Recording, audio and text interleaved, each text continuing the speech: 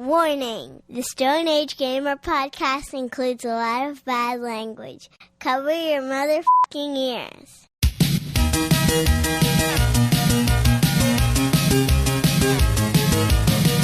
Good evening and welcome to the Stone Age Gamer podcast. I am Kris Randazzo and joining me tonight is improved frame rate, Dan Ryan. That's right. 120 FPS, consistent. 120 farts per second. Sometimes. Depends on what I've had. The Switch 2 draws ever closer, and there's no small amount of speculation about Switch games with upgrades. Which ones will get the free treatment? Which ones will get the full shebang? Let's hope for 1-2 Switch at 120 FPS, because the Stone Age Gamer podcast starts now.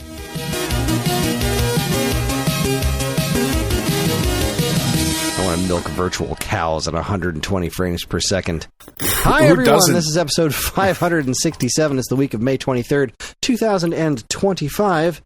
Welcome. For anyone new here, this is the official podcast of StoneAgeGamer.com. Dan and I talk every week about what's happening in the world of video games from a retro gamer's perspective, as well as whatever the hell else is going on in our lives. Speaking of which, oh boy. What? So, what just happened? What, the little boopity boop boop noise, or just me saying, oh boy? Well, the boopity boop boop noise is those. That's my tablets trying to charge. So last weekend, as I was talking about, I was going to go up and help organize my sister-in-law's garage, and wow, that turned into a. It was a thing. It was definitely a thing. There was many.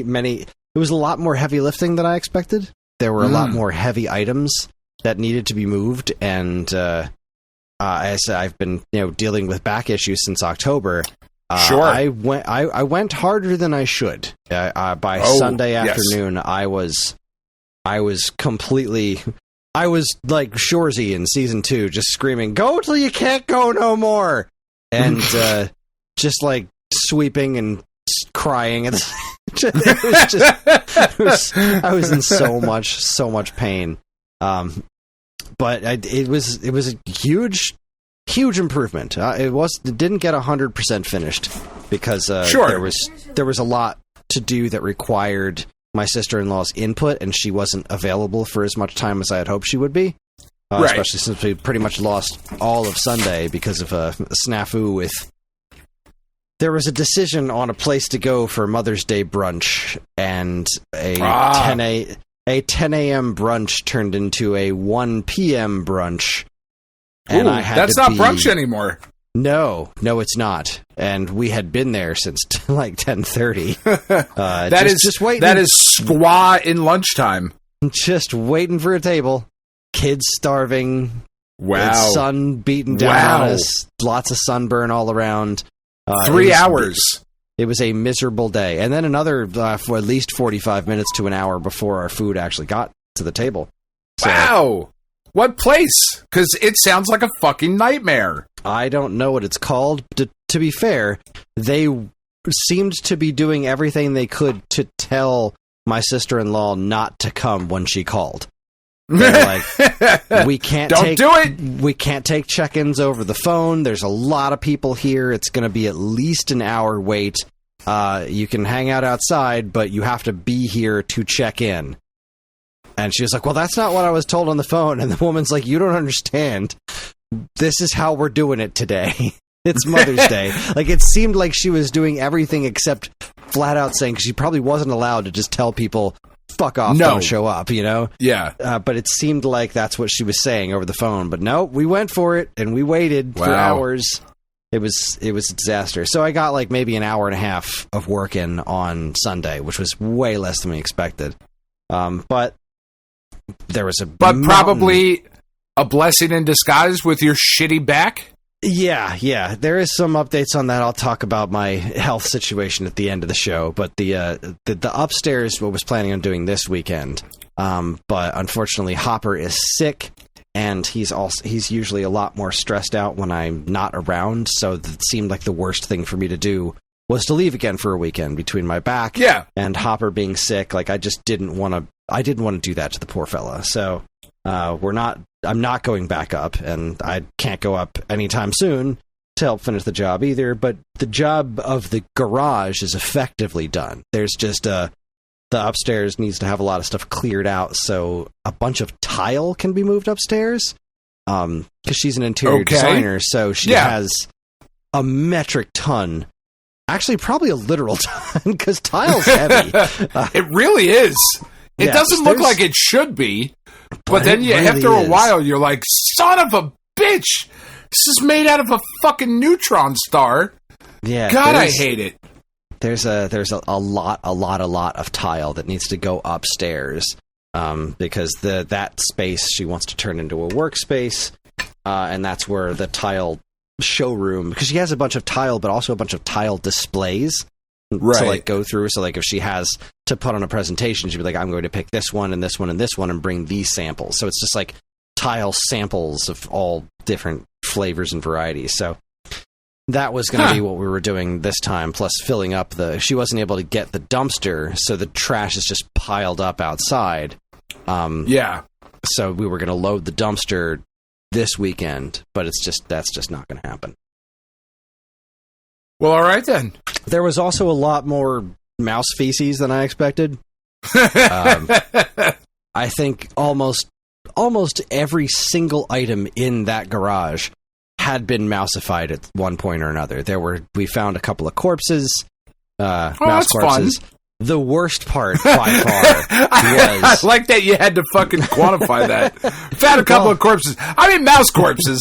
Like, there were other corpses, but I'm only talking about the mouse corpses right now. Well, here's the thing. She had a chest freezer in there that had been running, but she didn't know what was in it. She's like, wow. So this is going to be the interesting spot.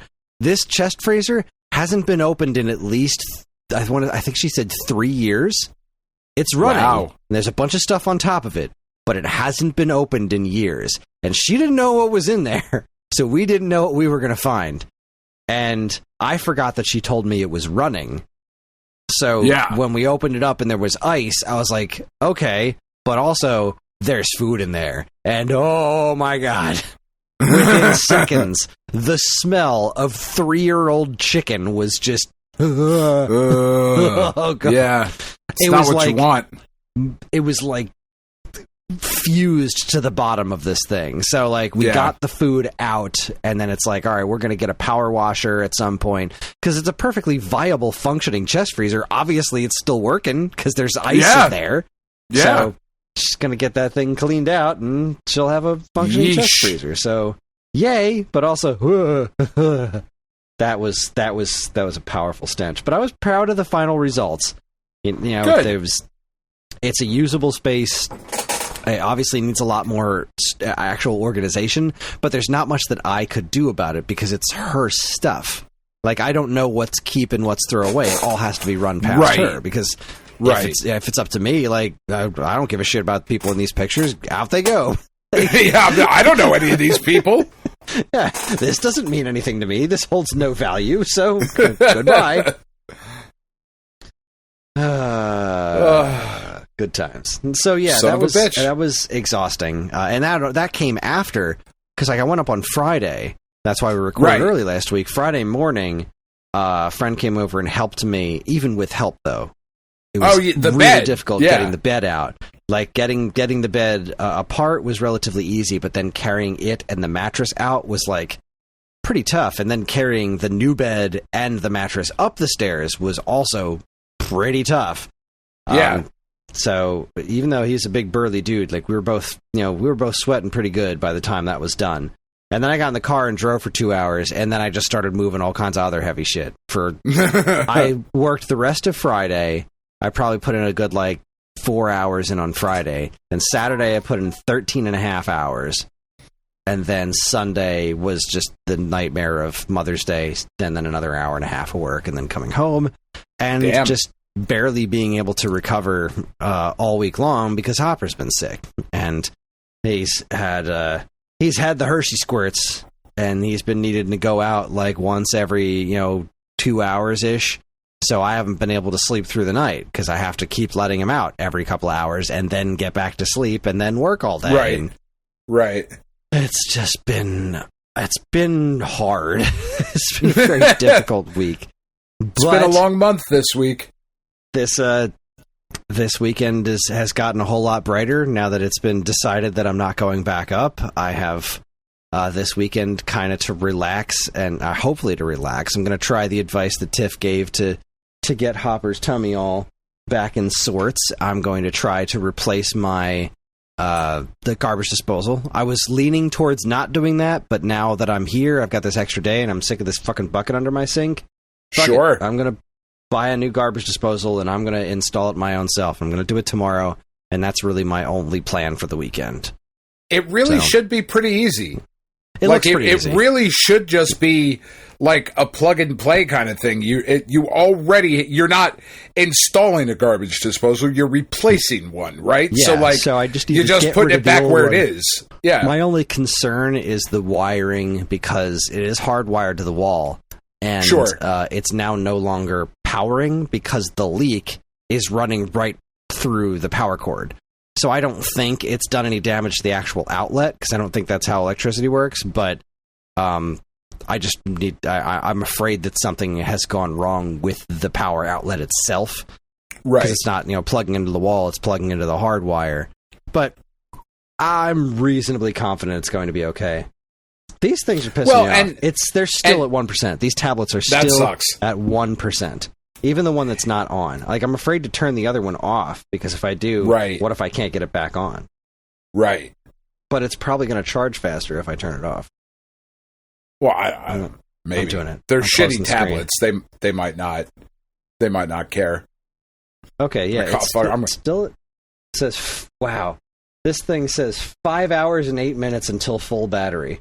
Well, at least it's got a... Man, these things charge slow. What the actual hell? This one won't give me anything. This is just doing the low power mode 1% jiggly flu, but whatever. You ready to talk about stuff? You ready to talk about Switch games? Because I'm ready. I'll talk about whatever the fuck you want to talk about. I'll keep talking about fucking garbage disposals and breakers. Well, if it is a bad breaker, by the way, it's easy to fix. That's not a big deal. Yeah, I'm not that concerned, but also, that's more work, and I don't want to do more work. I want to sleep, and I've already resigned myself to not sleeping tonight.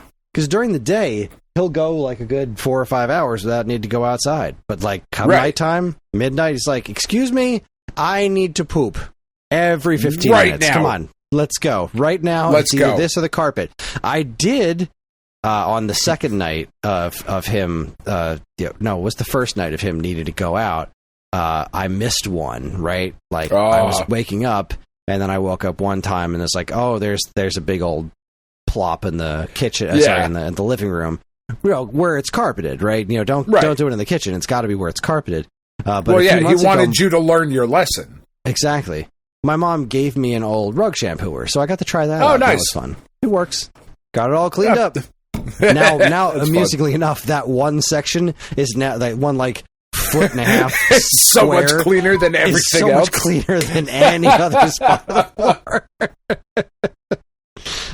It's don't get it too clean. Right? You could just get a tent and sleep outside. No, I have a tent, and I'm not going to sleep. I can't sleep outside because of my bad back. Oh, well, sometimes laying on the ground is good for you. Straighten you right out. It really isn't. All right, so... okay. I don't know. I'm not a doctor. You shouldn't be taking medical advice from me. Yeah, I will give it, but I don't recommend you follow it. I don't know, do some cocaine about it. I don't know. I recommend brainworms. Yeah. It worked out great for me. That's right. Look at where I am. Who are you? Who am I? What am I doing here? My position. Holy crap. So Nintendo Switch 2. Yeah, Nintendo Switch 2 is happening. Let me steer us back on this old track here. There's going to be games that get a free update, and there's going to be games that get paid updates, and then then there's all the games that aren't going to get updates. We don't know which one's which, but we do know a little bit more about the games that are getting free updates as of today, which is May 16th. That's the day that we're recording this, and that's kind of been the big news that people have been talking about today. Is what does this stuff actually mean? How is it going to make these games work? And it made me think that, well, let's go through the remaining first-party Nintendo Switch games and see if we can decide what is going to happen with them. Are they going to get full updates? Are they going to get free updates? Or are they going to get left to the wayside? So, without further ado, let's get to business here. First up, we have, we're going to do this in chronological order. So, first up, we obviously have 1-2 Switch. I think that's not getting anything forever. I think Nintendo is so done with that. Yeah, I agree. They're never going to touch 1-2 Switch again. Everybody 1-2 Switch. For as amusing as that game is, it was a miserable failure. Right. And it didn't have to be. That really makes me so sad, because the actual gameplay, like getting together with a group of people and playing that, is a genuine blast. But that stupid horse character and its entire presentation is terrible. I don't know who was in charge of that, but they did a terrible job. Well, and it's such a callback to like an era we would kind of like to move past at this point. Yeah. Right? Like we're done with that. That's not our identity anymore. Let's move on. Agree. Speaking of moving on, the next game on the list, like we already know about ARMS. And then next up is going to be Fire Emblem Warriors, which I didn't realize was that early. Yeah. I don't think this is going to get a Nintendo Switch edition, but I think it's plausible that this one gets a free just performance update. Yeah, I think that makes sense. I don't know that they'll add anything new to that, because there's been how many Fire Emblems since that one? Right, there's been at least a couple, another right? Fire Emblem Warriors since then, if I'm not mistaken. So if anything, it's possible this is going to be one of those situations where the game just runs better just by nature of it running on the Switch 2, because that's kind of what that's a thing that people are postulating about right now with the Zelda games, right? They talked about Link's Awakening and Echoes of Wisdom. They didn't say anything about an increased frame rate in the update, but we've seen a small snippet of Echoes of Wisdom running at 60 FPS in one of the videos. Now, it's my understanding that the games themselves they're natively targeting 60 FPS. They're just not hitting it.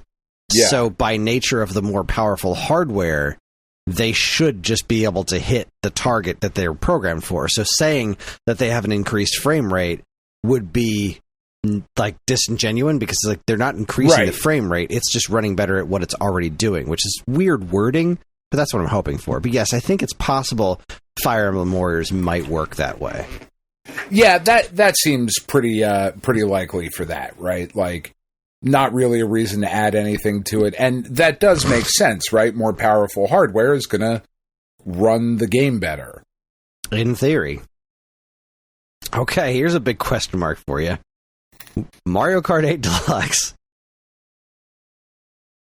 I don't think we will see anything for that game at all. I think so that either. Is in the same category as 1-2 Switch. Because why? Exactly. Like, first off, like, that game is so complete. There's so much freaking content in that, it's obscene. And second off, it runs great. It already runs fantastic. Like, you could theoretically make it prettier, but at that point, you've already got Mario Kart World, so what are we doing? Right. It doesn't seem worth the time or the effort to do so. Exactly. Hard agree. Yeah. All right, Pokken Tournament DX. This one, I think they also just, they don't touch. I think this one's done.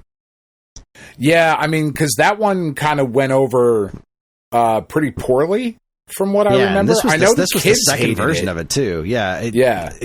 Because it's Tekken with Pokemon characters, but kind of not. It's two great tastes that taste weird together, and it's I don't think Namco or Nintendo are all that interested in trying to make this a thing anymore. Yeah. It's like, all right, we tried, we failed. Let's move on with our lives. Yeah, it didn't work. Would you shut up, you stupid tablets? Why do you keep making that dumb noise at me?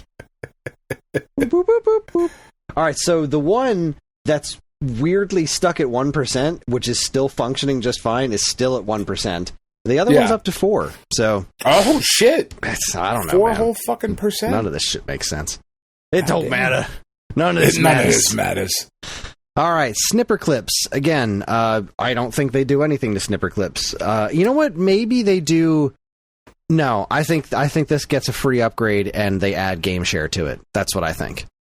I think it gets an HD remaster. I think it's we have already in HD. No. An HD remaster. Yes, an Ultra HD, a 4K remaster for snipper clips. That game has gone underappreciated for too long. And that game did fairly well for itself. I could see that. It's a great example of a co-op game, and it's one of those things that having maybe adding like some sort of. Does it have I can't remember if it has an online or if this is only couch co-op. Because if it's only couch co-op, then game share doesn't matter. Right. I don't know. Oh, I think if anything, it gets a what's squeaky? My chair. Oh, okay. Yeah. I don't hear it. Okay. I hear it a lot because it's actual leather. So like it makes a lot of actual leather noises and it feels really good on my balls. But again, totally pantsless. But yeah. All right. Anyway, sorry. I take it back. Rubbing your balls against your chair. All right. So yeah, I think Snipper Clips gets a free update if anything. Yeah, that makes sense. Splatoon 2. I don't think they touched this one at all. Man, see, that one I'm not sure, right? So I didn't look at this list because I've just it's been a day. Video edit, whatever. It doesn't matter. Yeah. Is Splatoon 3 mentioned in the update thing? It is not. Which is what makes I think when they come up to Splatoon 3, I think they don't touch either of these. They're just working on Splatoon 4. Because they didn't bother trying to bring, like, they brought Mario Kart 8 to Switch, but they didn't bother trying to bring the original Splatoon to Switch 2. And it's not like Splatoon 2 reinvented the wheel. No. I feel like Splatoon is the kind of game that they're just going to keep doing iterative sequels to. So I think they leave this alone until Splatoon 4. I just don't think they bother. Huh. I think it really depends on what Splatoon 4 is, because I could see the Splatoon whatever trilogy you want to call it getting like a remastery update kind of thing. See, like, that would be makes really sense cool to me. Because then I think the thing that's missing from a Splatoon 4 is like going through the story of the first 3 games, right? And because there is some pretty like those single player modes are fun and the lore is wild in Splatoon. Yeah, so like if they did a trilogy collection, yeah. See, that's what I think either that or 4 is what we would get. I don't think they're going to bother updating this one, but I do think 2 or 3. Or 1 for that matter. I think we get either a trilogy that's its own unique thing that takes everything from the first 3 games and mashes them together. Yeah, all the DLC and shit, like the Octopass expansion and all of that. I definitely could see that happening, but I guess that's not exactly what we're talking about. Yeah. So for purposes of these, I guess, I would say they would be left alone. All right, we already know about Odyssey. We already know about Breath of the Wild. Xenoblade Chronicles 2. I think this is a shoo-in for. I think this is shoo-in for free update because I'm pretty sure this. I haven't played this, but it's my understanding that this game is like already wonderful with the exception of performance. So I say if this isn't already, and if this doesn't already perform great out of the box with Switch 2, just based on the more powerful hardware, I think this is a shoo-in for a free update. Yeah, I would agree with that. I know the following that those games have, and that does seem like one where you want kind of your showcase RPG series to be that showcase, right? And have everything running the best that it can, looking the best, and all of that. Yeah, hard agree. All right, that wraps up 2017. Moving on to 2018. We've got Bayonetta and Bayonetta 2. I don't think these. No, I don't think they get anything. I don't think they need anything. Maybe a performance upgrade, like if anything, a slight performance upgrade. But Bayonetta 1 and 2 already look great on Switch. I think. Right. I think Bayonetta 3 will we'll cross that bridge when we get there. But no, Bayonetta 1 and 2, I think, are fine as is. Yeah. All right, so we've got Treasure Track, Trap and Toad Treasure Tracker, we already know. Ooh, Donkey Kong Country Tropical Freeze. I don't know that it's going to get one, but I really want it to get a free just performance update. Because it needs just it. loading times. Yeah. Like, the game itself runs wonderful, but the loading times, even the vastly improved loading times on Switch, are still atrocious. Right. Just make this game run faster. That's all I need. But that should also benefit from the bump in power. Yeah, I'm theoretically, it should load faster. Yeah, if that's going to be the case, that it just loads faster, off the shelf, then it doesn't need anything. But if it does get anything, I think it's a free. I don't think they do any sort of paid upgrade for this. This is already its second re-release. I think they're done with this. Yeah, I think a free upgrade for that one. Here's one that I don't actually know anything about. Dragon Quest Builders? I didn't even know Nintendo published that one. I don't know. Do you know anything about that game? Isn't that their Minecraft-esque thing? Yeah, it's like Square and Nintendo made it. Well, Square made it, and I think Nintendo just published it. Right. I don't care. I don't care. Pokemon Quest. Fair enough. What the hell's Pokemon Quest? I don't know. It's mobile and Switch? No, this gets nothing. If Nope. it's a mobile game, this isn't getting anything. Nothing at all. What the hell is Go Vacation? This was a Wii game from Namco? Vacation. This hits Switch? I don't remember this at all. Wow. Okay, well, sure. I don't think that gets anything. Nothing for that one. Yeah, big fat nothing. That gets a paid upgrade. That gets the paid upgrade with DLC. That's right. And in addition to the Switch Online app, like, absolutely. Yep. Yeah. It gets the adults only edition, the Go Vacation. Ooh. The kids go vacation, grown up stay vacation. That's right.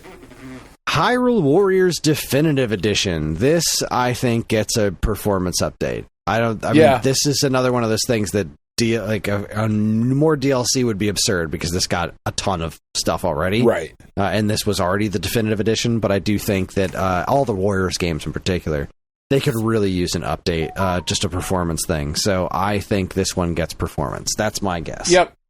I would agree. Oh, we've jumped up to 4%. And 7%. Oh, yeah, we're now it's a race. Yeah. See, I don't think this is going to get to a point where I can turn it on. I think I'm going to need to use my laptop for one of these things. Anyways, let's see. Kirby Star Allies. This one's so old, I don't think we see content for this. I do think maybe a free upgrade if it doesn't. This had some frame rate issues, not a lot. I don't think I would say this is.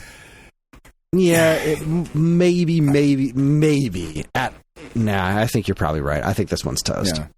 Yeah. Mario Tennis Aces, that's really going to depend on what they're doing with Mario Tennis next. Like, I don't think it gets content update, but I do think if they don't have a new Mario Tennis, like, happening within the next year, I think this one gets a free update with like HDR or some nonsense, like similar to Mario Party. I think they pretty this one up. Yeah. It's not out of the question to throw some, because the core mechanics of this game were great. If they wanted to add like a story DLC to this, like really flesh it out a little bit more, that would really be something. Some new characters in it. Yeah, the roster's already pretty decent, but they could always use more. I think that's doable. I think Mario Tennis Aces might, depending on when the next one is, we might see a Labo dead. Nothing. Very dead. Deader than dead.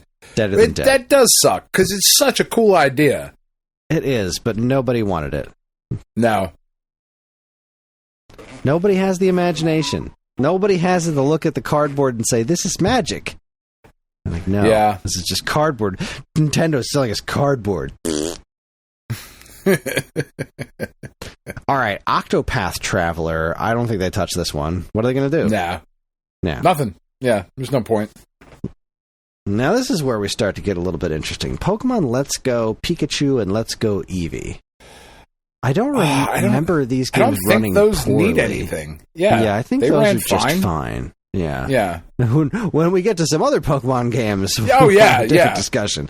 But this one, I think this one gets left alone. Same with Pokemon Quest. That's another, I don't know, one of those other online, one of those other, come on, brain, eShop titles. Oh, eShop, okay. Super Mario Party. I also think this one gets left exactly as is. Right. Because we already got Super Mario Party Jamboree with the paid update. I think that's our core Mario Party right now. That's the focus. I think Super stays exactly where it is. I think that one's toast. Yep. Now, what do you think we do with Super Smash Bros. Ultimate? Oh, man. I don't...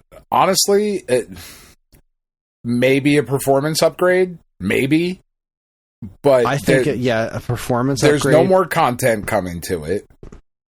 It doesn't need to be prettier. You know? I mean, it could use things like the switch to... I don't know what all those words mean, like HDR and stuff, but I'm sure they could... Oh, sure. Similar to like what they did with Super Mario Party, like just kind of the Switch 2 sheen could be added to it, make it run a little smoother. Obviously, make it run smoother online would be a huge benefit. That would be, I actually, go ahead. I could see... Again, I think this depends on timing, but... If they don't plan on releasing a new Smash Brothers for a couple of years, then this probably is a $10 upgrade. Make it a little prettier, add the voice chat, whatever. If we do like a $20 upgrade and we do a like an Echo Fighter Pass, which is what we all thought was going to happen eventually, right? Because they introduced the concept of Echo Fighters and went nowhere with it. And there's a bunch of characters, so this way you don't have to do fully, new roster characters, but you can create echoes of existing characters, so you can kind of artificially inflate the roster that way, and get the Smash Brothers hype train going with people speculating on what characters are going to make the cut, and then maybe bring back a couple of the stages that didn't make the cut the first time around to make it Smash Brothers Ultimate. And then give it that sheen, really put some focus in enhancing its online play. Yeah, I think this could be like Mario Kart 8 Deluxe on here. Like, it's entirely possible. Yeah. Like, maybe we just don't get a new Smash Brothers this go round, and we just get an obscene amount of content added on to Ultimate. Because we know Sakurai's been working on Kirby, so he's not working on this. So either they have a different team working on an all-new Smash Brothers game, or maybe they treat Smash Ultimate like Mario Kart 8, and they just keep selling this version ad nauseum. I don't know. Yeah, I mean, if it's going to be a $20 upgrade, there has to be new fighters. That's what I think. There has to. I think. And not Echo Pass. I think it has to be new fighters.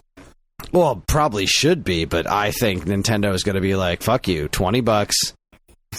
Cough it up. $20 gets you a handful of Echo Fighters, maybe new costumes for characters, right? Like that's a possibility. Even you get Echoes, you get costume packs, couple more stages, maybe some more music. Just crash and smash, man. Yeah, there's I don't know, man. Because there's not a ton of characters left that you want to see. Right? Yeah, like I want to see Crash. Like I want to see Spyro. I definitely want to see Ryu Hayabusa. Like I think one of the Streets of Rage characters would be cool. Like start pulling because they have. Is Sonic the only Sega character? Sonic's the only Sonic character. Is he the only Sega one? Let's see. I know Bayonetta was Sega at the time, but she's not related to Sega anymore. Right. What?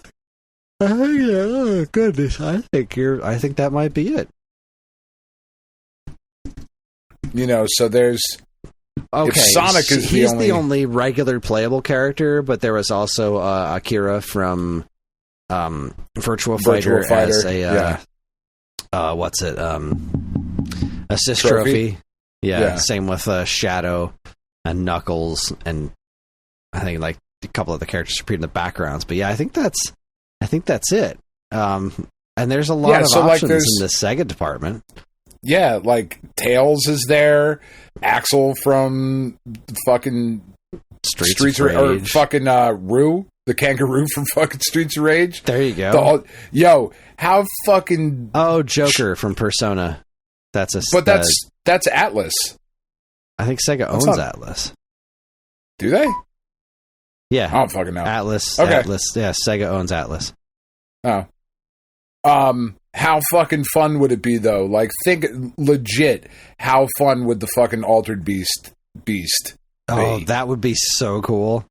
Like, that would be so fun. Give me Echo the Dolphin and Smash. Shut the fuck up. I wasn't gonna say. I knew you were gonna get there. You fucking asshole. Just flopping around. Actually, completely useless. Do put Echo the Dolphin in Smash. I will fucking pay the upgrade fee just so I can beat the fuck out of that dolphin.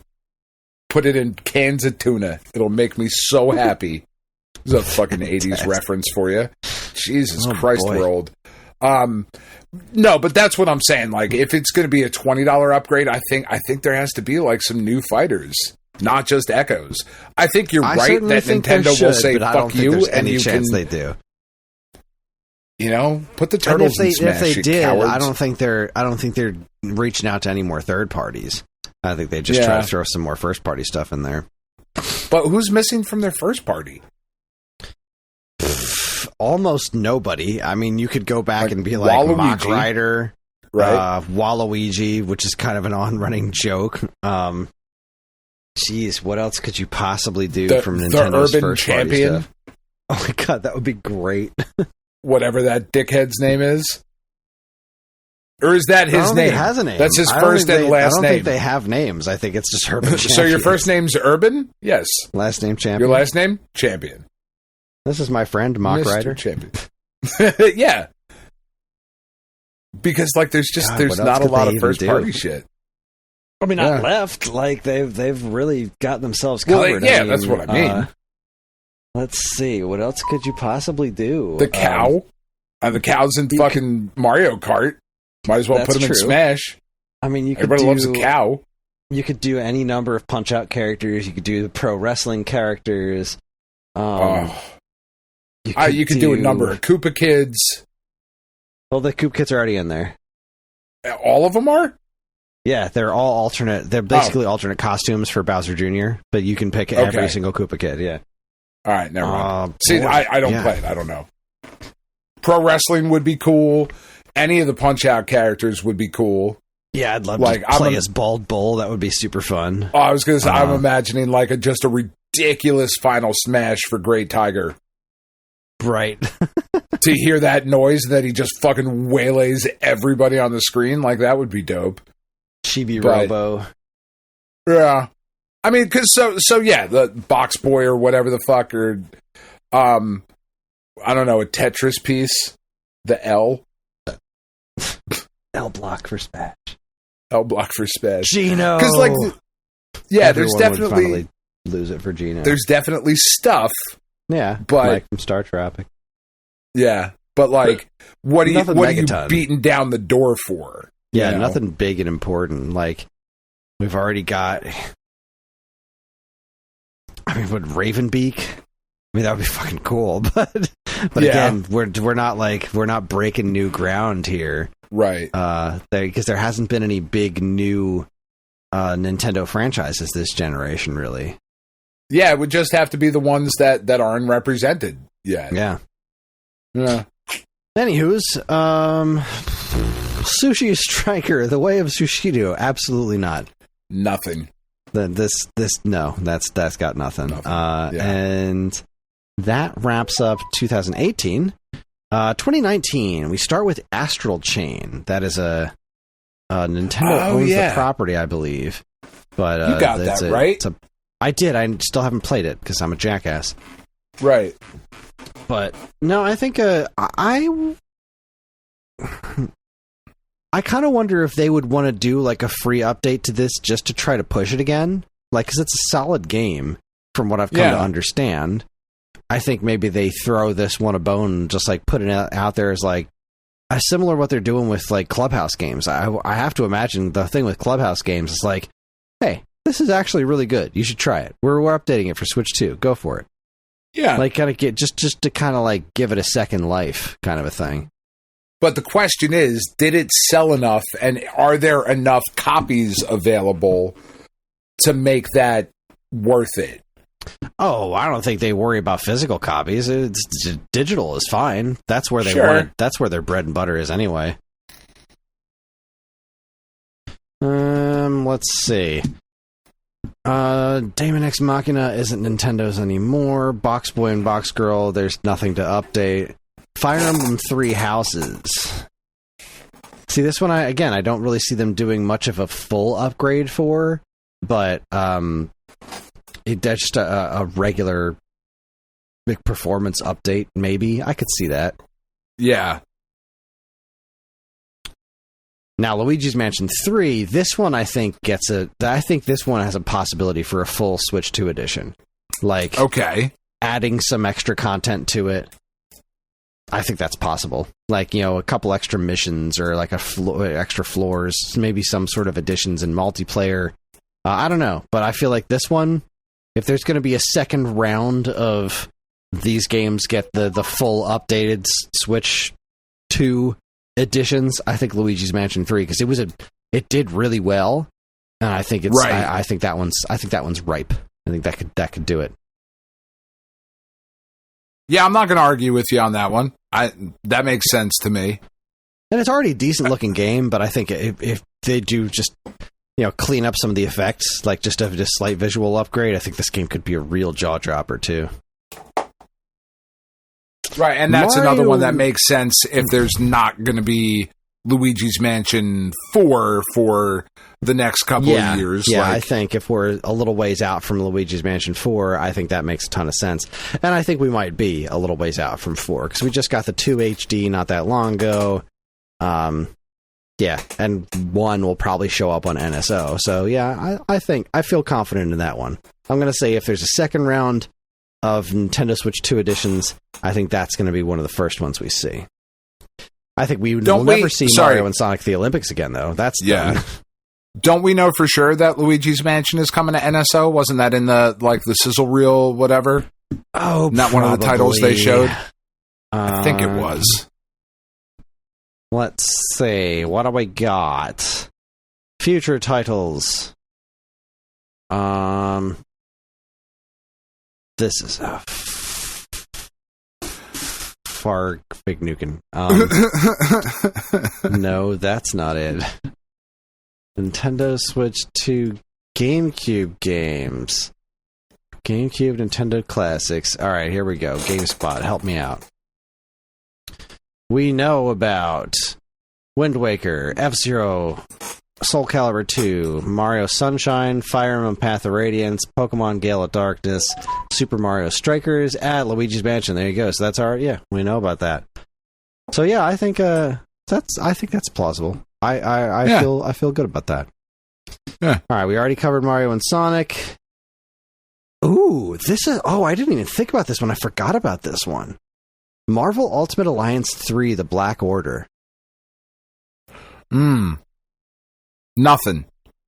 I don't think that gets anything. I don't think it does either, but I think it would be really cool if it did. I definitely fun. Yeah. I think that's one of those as they thought it was going to. Yeah, and you have to re-up your license with Marvel, which isn't cheap. Do they though? Because that game's still for sale, right? And if they do an update, does that require an updated license? Because it's not a new game. I honestly don't know. I know that for example, and this is not exactly apples to apples comparison or anything, but the Puzzle and Dragons Japan server has gotten 3 Disney collabs. They got Marvel, Disney, and Star Wars.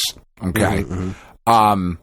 North America got a reskin of Marvel, and then we got Star Wars and Disney on the second run of Star Wars and the third run of Disney. I think it was the third run. It might have been only the second run, but we missed them in North America the first time. And from what I understand, they had to pay additional money for that to Marvel, even though it's still one game, right? But the Puzzle and Dragons is different in North America than it is in Japan, and there were different licensing fees that had to be paid, and like that's why it took so long for it to eventually come over. I don't know if that any of that has any bearing on like Marvel Ultimate Alliance at all, but that kind of stuff gets so fucking complicated and in the weeds that there is definitely shit that has to be negotiated. Right. You're probably right. But, I mean, who the hell knows? This is Nintendo we're talking about. Sorry, I'm setting up for Gambler.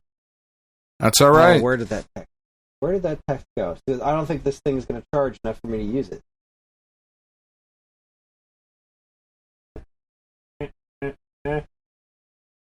Gauge. All right. I would love to see some DLC tossed onto this. Like, I would love to see this game try to get a second life on Switch 2. Because one of the things, it wasn't a visual stunner, but I think it could look a lot better if, with just a little bit of cleanup. So even if this one just gets a free update, like where it doesn't get, like, I would love to see it get like it did actually get DLC. It already got DLC, I think. So, did it? Where? Yeah. All right. So there was a $20 expansion pass to this already. Okay. So that being said, I think this one does get a free upgrade, because I think a free update means that you don't need to, like, it's still a Switch 1 game. So I think the renewing license things has to come with changing platforms, maybe. So I think if we do just a polishing up update, because they can obviously still sell it. They are still selling it. Like, it's still readily available on the eShop. Same with the DLC. Yeah. So I say clean this one up and give it another chance. Make it real pretty. Make it real pretty. All right. Real pretty. Like your mouth. Mm-hmm. Oh. Whoa. Fucking Jesus. New Super Mario Bros. U we know about. Labo we already talked about. Okay, Pokemon Sword and Shield. Now we already know Scarlet and Violet are getting performance update. Do they bother with Sword and Shield?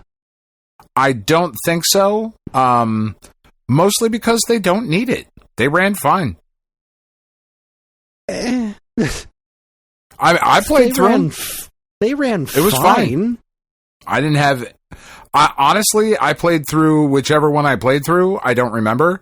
There was nothing in it where I was like, oh, that sucked, or the frame rate was jank, or whatever. Didn't bother me at all.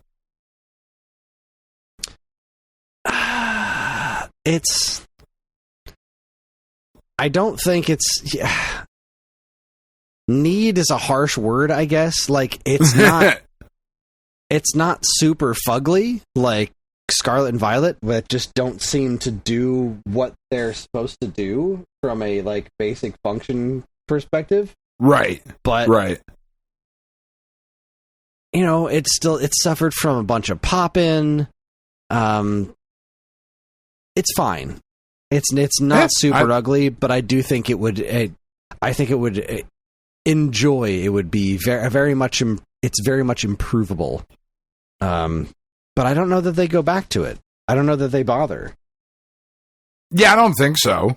Yeah, I think cleaning up Scarlet and Violet, and then whatever Gen 10 is. I think that's where we leave this off. Yeah. Mario Maker 2 gets nothing. I think we're getting Mario Maker 3. I think that's the end of that. Yeah. Tetris 99. For sure. Also, I don't think they touch Tetris 99. I think that just carries right over, and it's just fine. That will continue being awesome forever.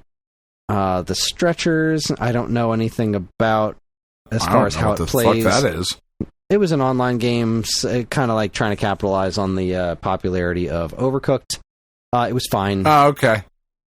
And Yoshi's Crafted World, we already know, is getting something. So, right now we're into the 2020s. And I would very much like to see... Now, we know Animal Crossing is going to get a new iteration. It just has to. Animal Crossing was fucking massive. Yeah. But I would really like to see a performance enhancement for Animal Crossing New Horizons. Just for loading times. Okay. Like, because the loading times in that game are hilarious. They're just out of control. Yeah, I think that's... I would love to see it. I don't know that we will, but I would absolutely love to see a proper update that just handles loading times. I think the game doesn't need much more in the visual upgrade department, so I think paid DLC is out of the question for that one. Sure. But I do think that it's entirely plausible that we would see a free update for that just polishes up the insane load times. And again, like, it really depends on how long we're waiting for the next Animal Crossing. Which, I mean, who knows? Yeah. That I don't think we're seeing that one for a little bit. I think we're seeing that one in like year 2 or 3, just to try to kind of see if they can recreate the same situation they had with the previous Animal Crossing. Like, let's just try to recreate that in every way possible. I think it's what they try to do. Are we just waiting for the next pandemic? Because, I mean, it's certainly coming. Yeah, right. I mean, how could it not? So we have this game done. We're just going to wait. Okay. And everybody's sick? Now! Release it now! Shadow Drop! Nobody can leave their homes? Now is the time. Sold. Fantastic. Yeah. All right, next up we have Clubhouse games we already know about. Good Job.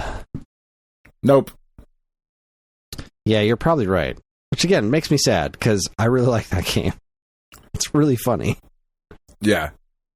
I wonder, I have to wonder if that's one that's just going to run better on its own, too, because really the only thing with that one is it had a couple of frame rate issues from time to time when there was a bunch going on, but really nothing that hindered the experience all that much, so... Sure. Yeah. Yeah, no, that doesn't sound like anything. That game is so stupid. I really like that game. Yeah.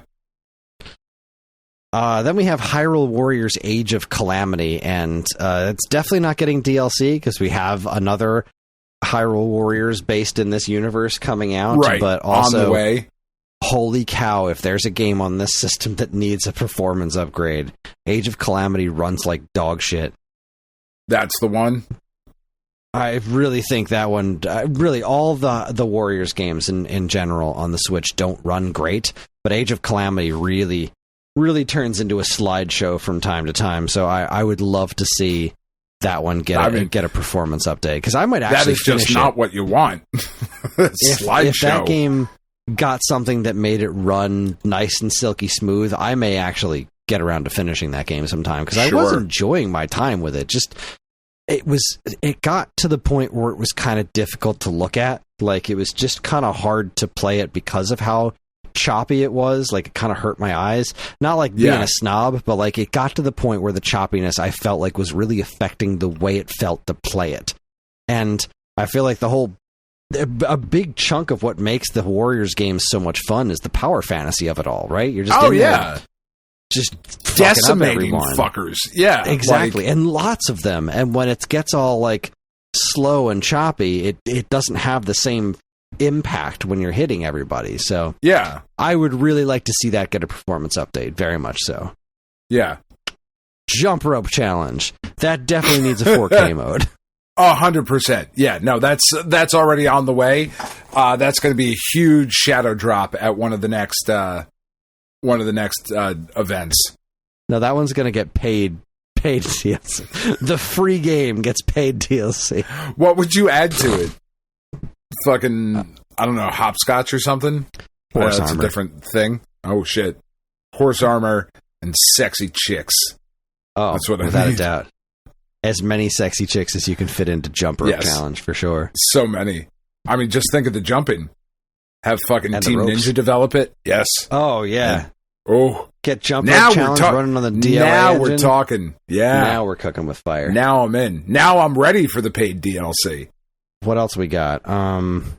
We got Mitchell Robinson still somehow, as a professional basketball player, Chris, not being able to hit free throws. It is so bad. Seems like one of those things you should really be able to do at the professional level. You really would think so, but he shot like so far in this is game 6 of the playoff series. He shot, I think, like 30 free throws or something at this point and has made 5. Like that Wow. is, yeah, that's real bad. That's like It's a pretty Shaquille low O'Neal percentage. numbers. Yeah, that's not what you want. It's just not. Anyway. Kirby Fighters 2, I don't think we see anything there. Same No. with Mario Kart Live, I don't think we see anything there. It'd be neat if they did. I really like Mario Kart Live, but I don't know that I don't know what else you do with that to make it run better. It does what it does. Like the graphics are your living room. Like you're not going to improve the camera through software. So No. that's I think that one. Could you get me a better house? Like, is that a paid upgrade? How much is that DLC? It uses AR to make your house look better. Oh, there you go. That is actually not a in-game. bad idea. There you go. That is a positive use of AI. There you Look go. at the linoleum. It's now Italian marble. Cleans up your house for you. Paper I'll Mario. put those socks the away that have been on the Origami floor for King. months. I mean, I could see all the Paper Mario stuff getting performance like paid upgrades for graphics and the whole schmagegi. I don't think they go paid. I think that if they're going to do paid, it would be for content update. And I feel like Paper Mario games have never done that before. But I do think a general cleanup, like the free upgrade, I think you could see that happen for because this one apparently did really well. The Origami King, like it was one of the best performing Paper Mario games ever. So I could see that happening. Now on the paid front, this is another one I think we see is Pikmin 3. Wait. No. Sorry. No, 4. I'm thinking 4, yeah. Pikmin 3 Deluxe, I think Pikmin 3 Deluxe, and we'll get to the Pikmin 1 and 2 later. I think those get a free update that just gives you mouse controls as an option. Yes, that I was going to say. I think that's all you're going to see out of Pikmin is just mouse controls. Yeah. Which could make it really, really interesting, right? Yeah. Because it kind of feels like that's what it's designed for. Well, apparently the Wii controls, the Wii remote, was like the best controls Pikmin had ever had. Okay. And then, of course, they didn't really replicate that on the Switch because as great as the gyro is on the Switch, it can't match sensor bar. But mouse controls, that's just that, but better. So, I think Pikmin 3 Deluxe gets Pikmin 3 Deluxe gets mouse controls added on, and maybe a little spit shine on the visuals department. Not that it really needs it; it's a very nice looking game, but they'd probably give it a little bit of just a little smidge of a graphical upgrade. Yeah, but mouse controls for sure. And are you? I'm sorry, I missed it. Are you saying free or paid for that? For the mouse controls for Pikmin 3, I think free. I don't know, man. I feel like that's such a significant change that they might actually charge for that. Well, because I feel like I don't know how much work has to go into that. Well, Pikmin 3 already had the motion I believe already had a motion control option on Wii U with the Wii remote. Yeah. So I think that's already technically in the code. It's just not. Yeah. There wasn't the right control, like the right input method to make it function straight away. So I don't think adding something like that to that would be much of a thing because I think it's already kind of there. Right. Huh. I don't know what Pokemon Cafe Mix is. Do you?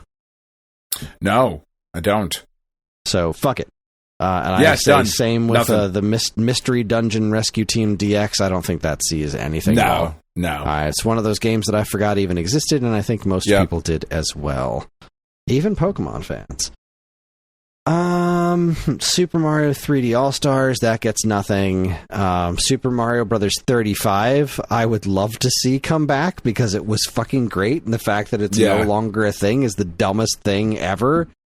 Like, yeah, that's sort of what like is wrong with you? Gatekeeping of like we these wanted it to be something special. Yeah, stop it. It is special. It's still special. You know, it's weird. It wasn't getting less fun as you want. What the hell's wrong with you people? Yeah, but yeah, no, I think they're gonna hold on to that one. They're gonna do exactly what they said. That game's never gonna be playable again forever. It's like, this was a fun experiment. Fuck you for life.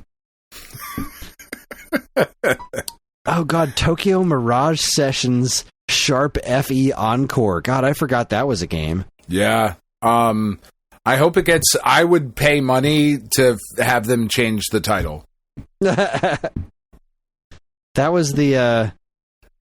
was that Shin Megami Tensei Fire Emblem crossover? Was that what that was? What was that a crossover with? It was a Fire Emblem something crossover. Yeah. I don't know. And I don't care. And Xenoblade Chronicles Definitive Edition, I think, is right with the other Xenoblade Chronicles 2. I think it just gets a performance upgrade. No more content. Those games are content complete, but I think we make them prettier. That's all we get. Yeah. 2021. We're getting there, Dan. It's a lot of games. I'm fine. Are you? Yeah. I'm not. I'm great. I've never been fine. All right, so Big Brain Academy, we already know. Bravely Default 2, I feel is the same as... we're already getting... What's the one we're getting? It's a remaster of Bravely Default 1? Is that what we're getting on this? Pass. I can't remember. Doesn't matter. Moving on. Famicom Detective Club. I think nothing, because what do you do with them? Yeah. They're visual novels. They already look the way they look. Like, they don't have a multiplayer component. Maybe mouse controls. That might be cool. Yeah, never mind. I take it back. I say they upgrade those with mouse controls. I don't know. I don't think so. But it's probably not worth the effort. But that's what I'm saying. Like, I just don't see like. I just don't see why. Is Clubhouse games worth the effort? Like, that's the thing. Like, they're doing Clubhouse games and Big Brain Academy, neither of which sold nearly as well as their predecessors. I think it's just one of those things where, like, hey, if we add mouse controls, then we can remarket the games all over again, and maybe they'll catch on this time. Maybe. Who the hell knows? Yeah. Worth a shot.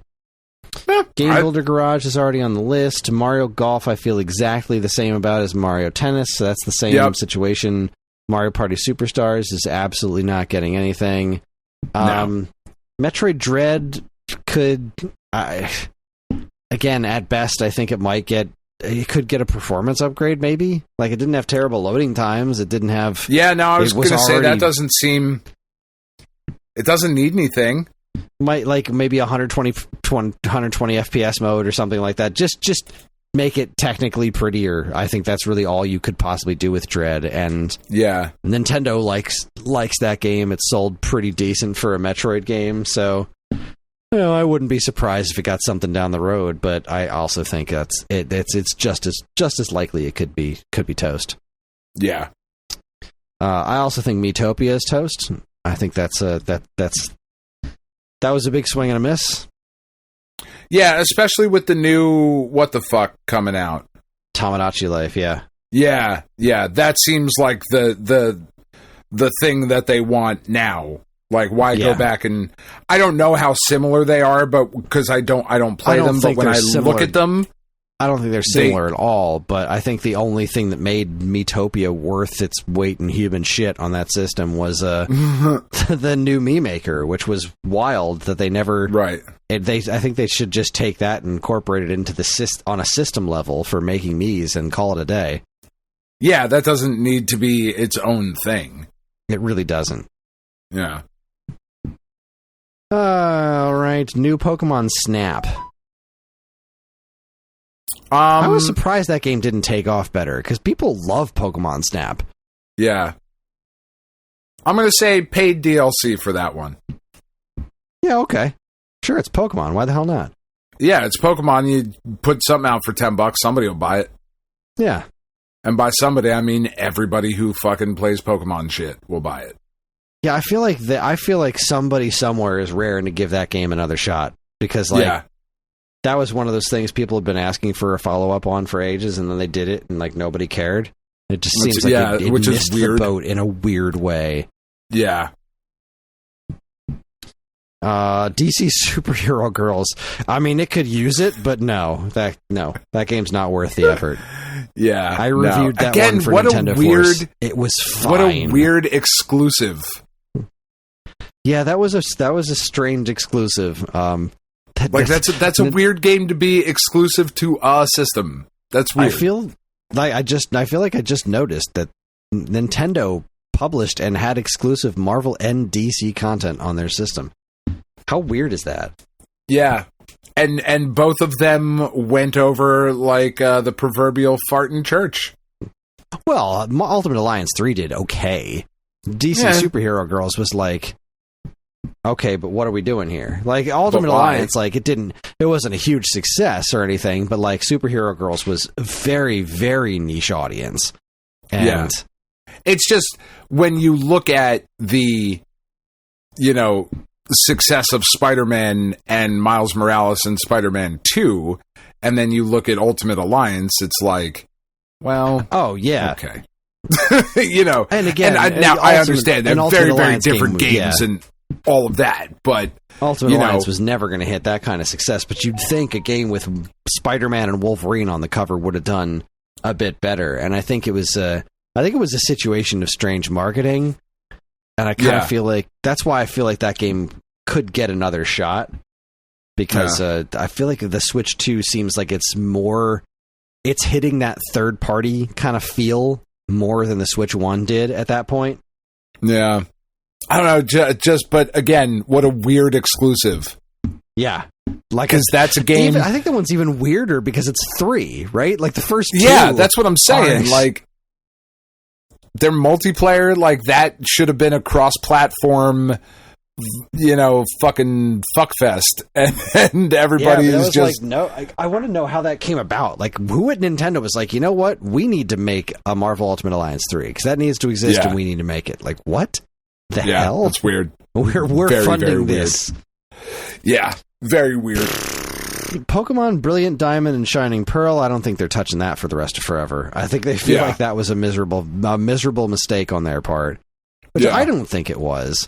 I think it's kind of upsetting that people looked at that and were like, no, Pokemon games aren't allowed to look like this anymore. It's cute. But why? It's fine. Why can't they look like that? It's the only kind of game Game Freak can make that can run well on any platform. Apparently, yeah. Pokemon Unite, I think that's another not getting touched. We already know about 3D World. Ooh, Skyward Sword HD. I have questions about Skyward Sword HD. I'm very curious how that's going to just work, because it already hit 60. Like, that ran at a smooth 60 frames per second. I just wonder if the motion controls are just going to be inherently better because the Joy-Con 2s are better tech. Better, yeah. Oh, I'm very interested to see what that one plays like when just right off the shelf. I'm very curious how that's going to play out, because they haven't mentioned it. Because again, like, I don't think they add anything to it. I wonder if mouse controls would work with something like that. Like, wonder if mouse controls would work for the gestures in that game in some way. Maybe. That's an interesting thought. Huh. Perhaps. I don't think they touch it. I don't think it gets anything. I think it's a Zelda game. I think they'll touch it. I think they'll find a way to make that one get back into the limelight in some way, shape, or form. Unless they don't have to. Yeah, I don't see that they have to. That's more what I mean. Yeah. Not from like a shitty way. I just think that's one of the ones that will benefit, like you said, from the improved just from the system tech. Yeah. I'm so curious if mouse controls is the way to do it, because like translating the gestures to analog stick was okay, but it didn't really work. And like now I'm really thinking like, what if mouse is the answer to that? Because you needed that precision, and I wonder if you could do mouse gestures that would be more reliable than even the motion controls. And if that would be a more comfortable way to accomplish what that game wants you to do, that would be really interesting. Yeah. Fascinating. WarioWare, get it together? No.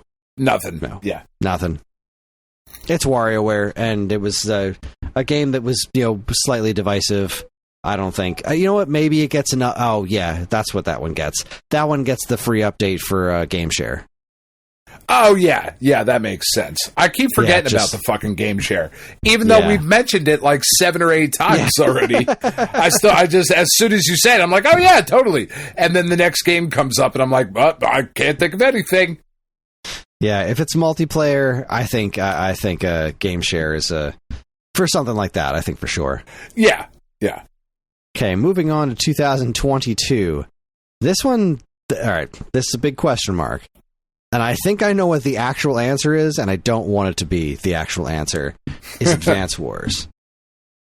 Nothing. Obviously, it gets nothing. What I want is for it to get another chance, because it had so much going against it, just from its delays and all of its release timing and stuff. But I think it's been long enough, and I think if you add mouse controls to it, yeah, it definitely doesn't need them. No, it definitely doesn't need them. Perfectly, it's so great. It plays so wonderfully. Great. As is, but I think mouse controls could be really cool for it in making it play even quicker, and that way you can give it a little push. Just be like, hey, we spent some money on this, and you should really play it because it's really, really good. Like, this isn't just really me saying that I couldn't get into Advance Wars before, and then I played this one. And I fell the fucking love with it. It's so good. And the remake is so worth your time. It's so good. It's so good. Giving it anything to give it a second life on Switch 2, I think is worth the chance, is worth the effort. I mean, seriously. Man, I hope so. God, that would be great. If they threw mouse controls in here, I feel like a big part of the problem with this was its name. Advance Wars 1 and 2 Reboot Camp is such a... It's not a great name. It's not a great name. I know it says what it is. Like, it conveys what the thing is, for sure. Yeah. But I don't think it needs to. Like, I don't think you need to let everybody know that this is a reboot or a remake or Advance Wars 1 and 2. Like, I think you just simplify it in some way, shape, or form. And I know they're not going to change the name at this point, but there's just got to be a way to get this game a second life on Switch 2. It already performed pretty well on Switch 1. I can't think of any issues with it visually, but... No. There's no issues visually. It's not a demanding game. Like, games like Advance Wars are never going to push the system to the brink of its, performance capabilities and whatnot. I do feel like there were a couple of... maybe a couple of hiccups when transitioning from the map to the battle sequences. Like, I think there might have been. If I'm feeling like I'm remembering a couple of like small visual hiccups there. But so like maybe just a slight performance upgrade, but a slight visual cleanup, performance upgrade, and mouse controls. And I think that puts this game back on the map, and possibly more people give it a shot. Because if we're they're definitely putting a little bit of a push on Civ 7. Was it 7? Is that the one that's on there with the mouse controls? I think so. I feel like if you just chase after that audience, of like anybody who's going to play strategy games, like, please, I'm begging you, give this one a try. It's really good. Yeah. I'd love to see it. I'd love to see it. I love it so much. And I'd be willing to try it with mouse controls. I think that would be pretty fun. what makes perfect sense, like why it makes so much sense to do anything to get it back out there, is that it's an evergreen title. It is endlessly replayable. It is. You could also add game share to it for the multiplayer. Yeah. You could do the other thing about adding mouse controls to that is like if they were going to be doing Dual Strike, because that was the DS one and that used the touchscreen, right? Yeah. So if you're going to adapt Dual Strike, then you want to have running on the same engine with mouse controls. So this is like your excuse to get more bang for your buck out of the mouse controls. Yeah. Well, and I mean, what's awesome is that they were so smart in delaying it because of the war in Ukraine, because that's over now. So, now there's no more issue, which is great. 100%. Nothing else has gone wrong in the world since that time. So it makes perfect sense. Sitting pretty over here. Fucking numpties. Living the dream every day. Ugh. Just fucking killed that game for no reason. I think they would have been screwed either way. I think if they had launched it, they would have had a ton of negative press at this. I don't, because then you play the game and it has nothing to do with it. It's but nobody silly. who was going to play the game in the first place was going to be the ones complaining about it. Well, people just need to stop listening to the internet like it's an actual place. They do indeed. It's not a real place. Bayonetta 3, I think, gets a performance upgrade. I'm begging you, give that game a performance upgrade. Because I haven't played it not because of the performance, but it was one of the things that kind of like made me think, maybe I don't need to play this one, is that all I had heard about it, the only drawback to that game was that it was really pushing, you could tell that it was pressed right up against what the Switch was capable of as far as being technological stuff is concerned. So yeah, that was one of the games where it was like, all right, it's time for Switch 2. Like we've hit our limit here. Where's the Switch Pro? Let's get this thing running on there. Yeah, it's actively detrimental now to future releases. But then Nintendo was like, haha, I see what you say. Here's Tears of the Kingdom. Get better. We're going to push it even further. That's right. Be better at your jobs. Oh, for fuck's sake. All right, we already know about Big Brain Academy. Ooh, let's see what the pop was for. Really? That's it? 38 cents. Not so much. $30.67. Which, on 4 devices is still good, but considering how big the pot was, that's kind of low. Kind of lame, but whatever. At least I don't have to do this anymore. What's next? We already know about Kirby and the Forgotten Land. Right, that was next. Oh, Fire Emblem Warriors 3 Hopes. I feel the same way about that as I did about the last. Yeah. All the Warriors games, blanket statement, they need performance upgrade. That's all they need, just performance. Let's see. Forgotten Land, we already know about. Kirby's Dream Buffet is not going to get anything, but it freaking should. Kirby's Dream Buffet is so much fun. We still play that regularly around here. That game needs something. Oh, if it gets anything, it'll be a sequel. Yeah, maybe it gets a Dream Buffet 2 that includes a 4-player mode. Okay, I don't even remember Mario anymore. and Rabbids is I'm calling that Ubisoft. Nintendo Switch Sports. This is a tough one. I mean, they could add shit to it, right? Yeah, that's the question. Do they do Nintendo Switch Sports 2, or do they keep adding to this? Because they just added a year ago? Yeah, I think a year ago they were just like basketball out of the fucking blue. This game is a much bigger seller than I think people realize. Yeah. they just updated their where can I find the actual sales numbers? It's in the top 20, I think, best-selling games on the platform. Which is great. How old is this? As of a year ago, it had moved over 13 million.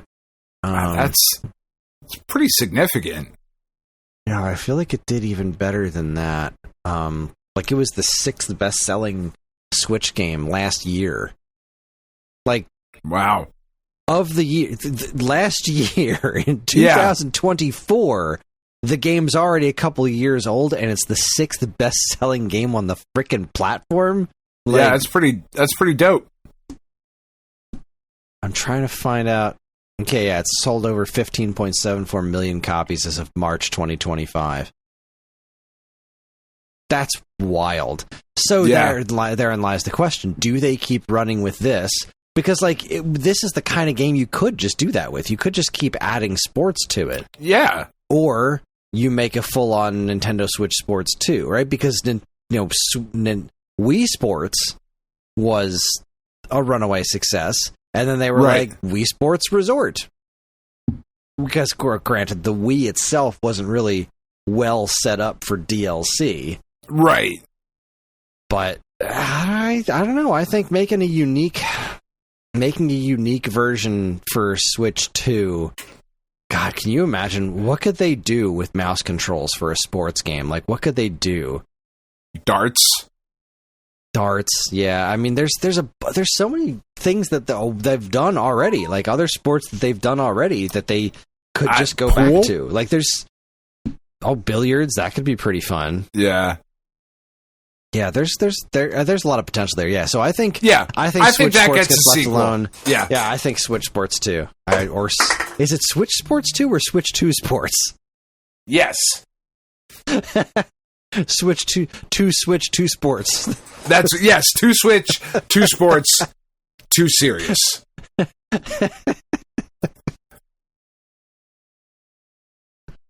Oh, for fuck's sake. That's a terrible idea. I love it. I love everything about it. Okay, Pokemon Legends Arceus. I don't think this gets a paid update, but I do think this gets a performance upgrade. Certainly fucking needs one.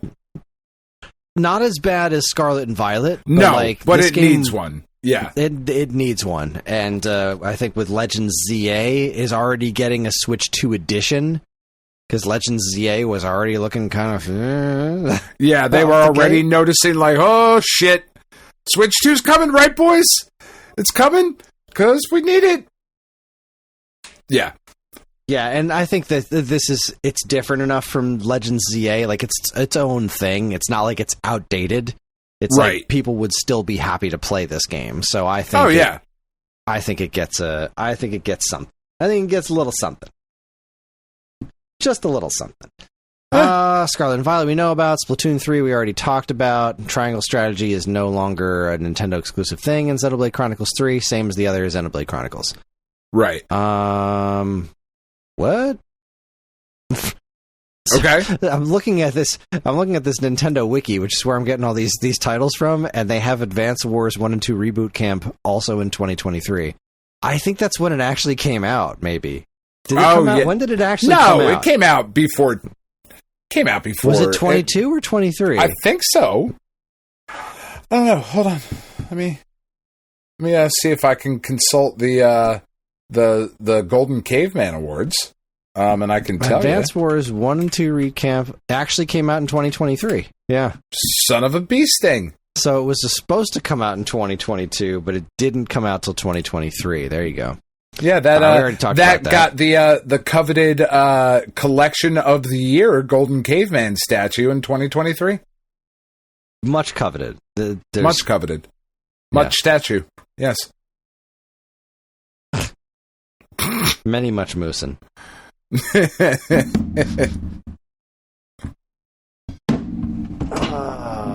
Okay, we gotta launder some money here.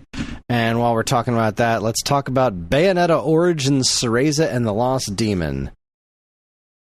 I don't know. Nothing. Nothing. Like, I want to say nothing, but also this like seems like such a pet project. I could imagine them just being like, "No, fuck it, do the thing," but not a paid upgrade. No, not a paid upgrade.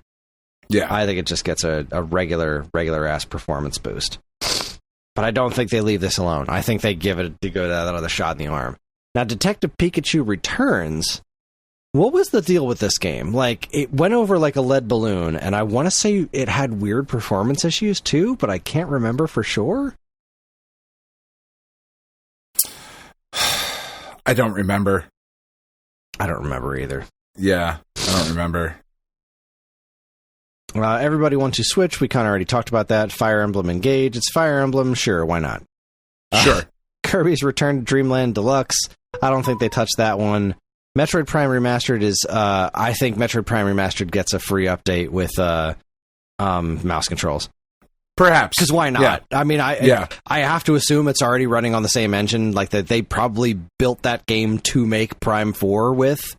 Like, that was probably just their freaking practice run for Prime 4, so yeah, they probably just update that with the same performance stuff. They give that like a 120 FPS or performance mode and the mouse controls, because why not? Like, I don't think it cost them anything to do. I think it would cost them very little to get that done. Now, Pikmin 4, I think, is another one that gets a paid upgrade, because Pikmin 4, if memory serves, is one of those games that weirdly didn't get DLC. Like, it maybe had like maybe a tiny something, but in generally speaking, it seemed like it was just perfectly poised to get DLC, and it just never did. So I think Pikmin 4 gets the paid upgrade with the mouse controls and actual content DLC. I think that gets a full-on Switch 2 edition. Yeah, I think so too. I think Pikmin 5 is still a ways off.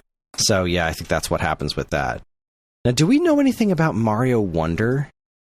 I don't think so. I don't think that one gets anything. I think the opposite. I think Mario Brothers Wonder gets full. That's another game that I looked at and thought, how is this not getting any content DLC? That seems a little weird to me. I don't know. It doesn't need it. I feel like they're done with it. Certainly use it. And I don't think they're done with it, because like when they were showing off in the Switch 2 presentation, when they were explaining 60 FPS versus 120 FPS, they were using Mario Wonder sprites. Like, then they still push the game regularly. It's like, this is a thing. I think that one gets I think that one's going to see a full Nintendo Switch 2 edition with proper upgrades and stuff. Perhaps. Super Mario RPG, I don't think they do anything with. Tears of the Kingdom we already know about, and WarioWare Move It, it's same thing. I think it gets a free upgrade with the game share. I think that's really all that gets. At the very least, Wonder gets a free upgrade with a slight performance enhance and game share. Like, I think at the very least that's what that gets. But I don't think they leave it alone, but I do think they add some proper DLC to it. Even if it's something like just like Luigi U, where it's just like, here's a, play all the games in speedrun mode or something dumb. Like, I think they give that one more business. And that wraps up 2023. So in 2024, there's another Code Recollection. I don't think they touched that. I don't think they touched Emio. The Smiling Man again.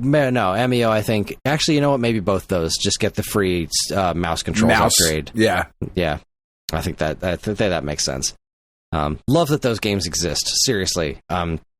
Even though I haven't played either, I played a little bit of the Emio demo. It's not really my thing, but I just love the fact that they gave another Code a full-on other chance, like out of nowhere. Like, just way to go, guys. Love it. Luigi's Mansion 2 HD, I think it's a similar situation as 3. I don't think it gets the actual DLC, but I do think it gets game share and a visual upgrade kind of a thing. Mm-hmm. Now, Mario and Luigi Brothership, I do think gets the full Monty. I think that one had performance issues. I think that gets the visual upgrade. I think that one gets story DLC, because the other ones did, right? Like, they kept doing those, like Bowser Jr.'s story, in addition to like when the games got remade in the first place, the ones that came out on 3DS. I think they tack on something like that to Brothership for a full-on Switch 2 edition that cleans up the visuals, because it had, as far as I remember, that had some performance issues. I haven't played it yet. I'm still working on Paper Mario. But yes, that's what I think. I think that one gets a full Switch 2 edition. Mario vs. Donkey Kong? I don't think that needs anything, right? That doesn't... I mean, that... Maybe some DLC? Of the Game Boy Advance game. Yeah. Maybe some additional stuff, but I doubt it. Yeah, I think that stays exactly where it is. Nintendo World Championships NES Edition, that stays where it is. I think if we're going to get anything else with that, it's going to be some sort of follow-up. But right, really, there should be the Super Nintendo Championship Edition. Or some sort of third-party add-on, or just add more games. There's plenty of first-party stuff that they could add to this, too. Like, there's tons of potential with that, and I'd love to see them follow through with it, but I don't think they will. Yeah, I mean, that's one of the ones that we talked about a couple times of, like, such a cool product and, like, a cool physical edition and all of that stuff, and it came out, and it's just like, okay, that came out.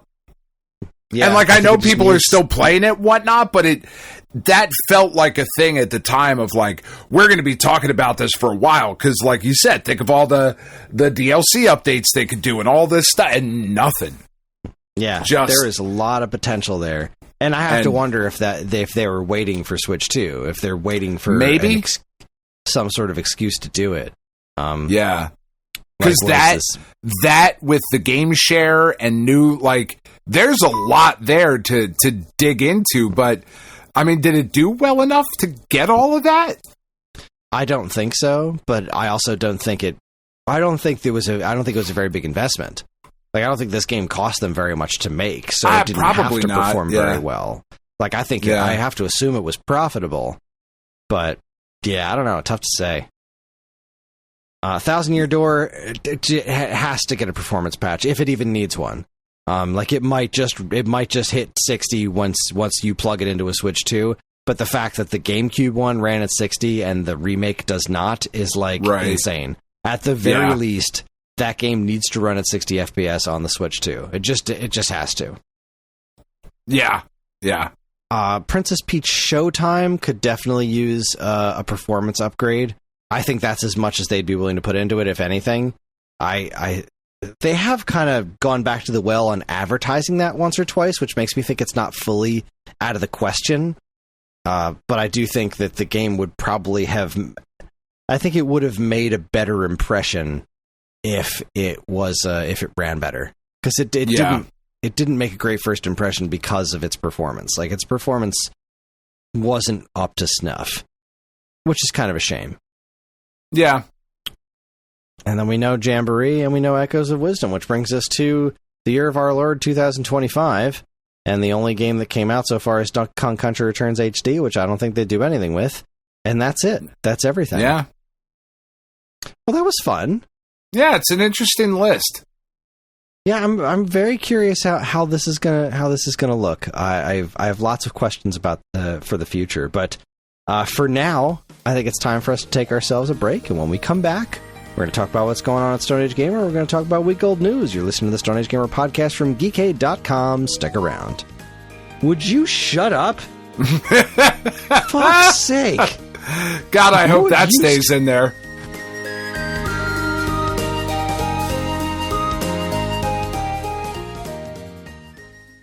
And now here's a quick look at what's new from us and our partners at Geekade.com.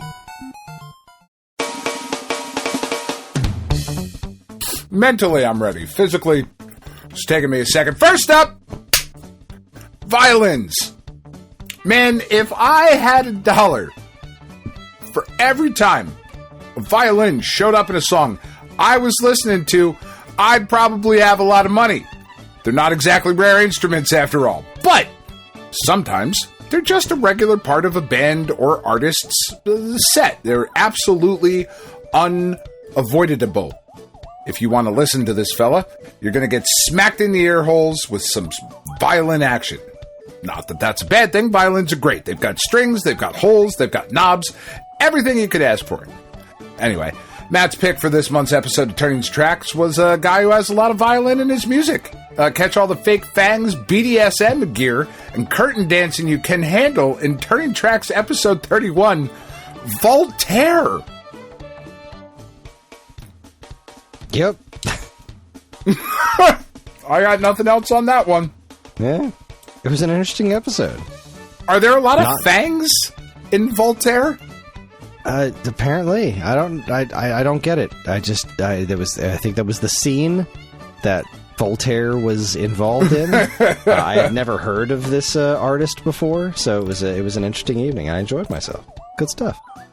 Okay. Next up, wizards. They're super cool. Even the evil ones. But you know what else is cool? Warriors. So what happens when you get a classic video game that has both wizards and warriors in it? And what happens when its music is composed by the incomparable David Wise? You get an all-time cult favorite 8-bit rare classic that makes for one heck of a music podcast episode. Don't miss all the dangling feet and incredibly high jumps in Waveback episode 185, Wizards and Warriors. I like that franchise. Big fan. Finally, Chris, though. Finally. You know what we need to talk about? Percentages. Yeah, how did you guess? I've been talking about percentages for years. I'm a big percentages guy. We all know that. We're not talking about percentages right now. We are, actually. I mean, shit. Like, yeah, right? You go to the store, you get 10% off something. That's a good thing, right? Unless you're talking about ice cream. It's falling on the floor. Losing 10%, not a good thing.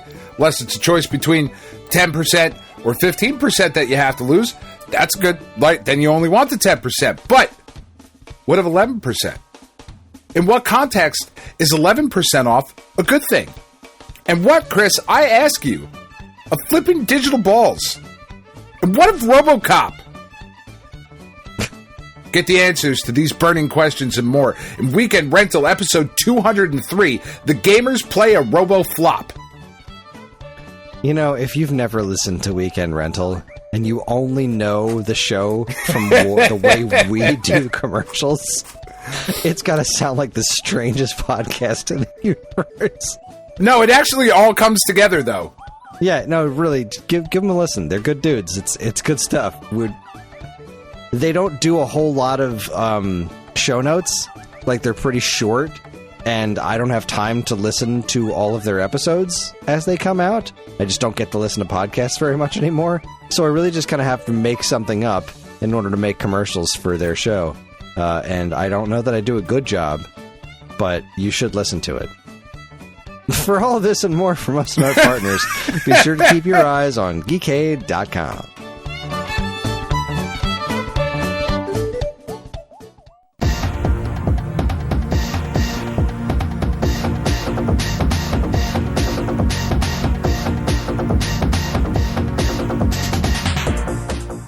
Alright, everybody, we are back. I don't know about better than ever, but we're definitely back. Woo. Alright, let's see. What's new at Stone Age Gamer? Let's talk about it. What's new at Stone Age Gamer? We have... I think it should still be on by the time this episode goes up. It should still be cooking by then. That is our 18th anniversary sale. Stone Age Gamer is 18 years old, and we're doing a pretty fun sale to celebrate that fact.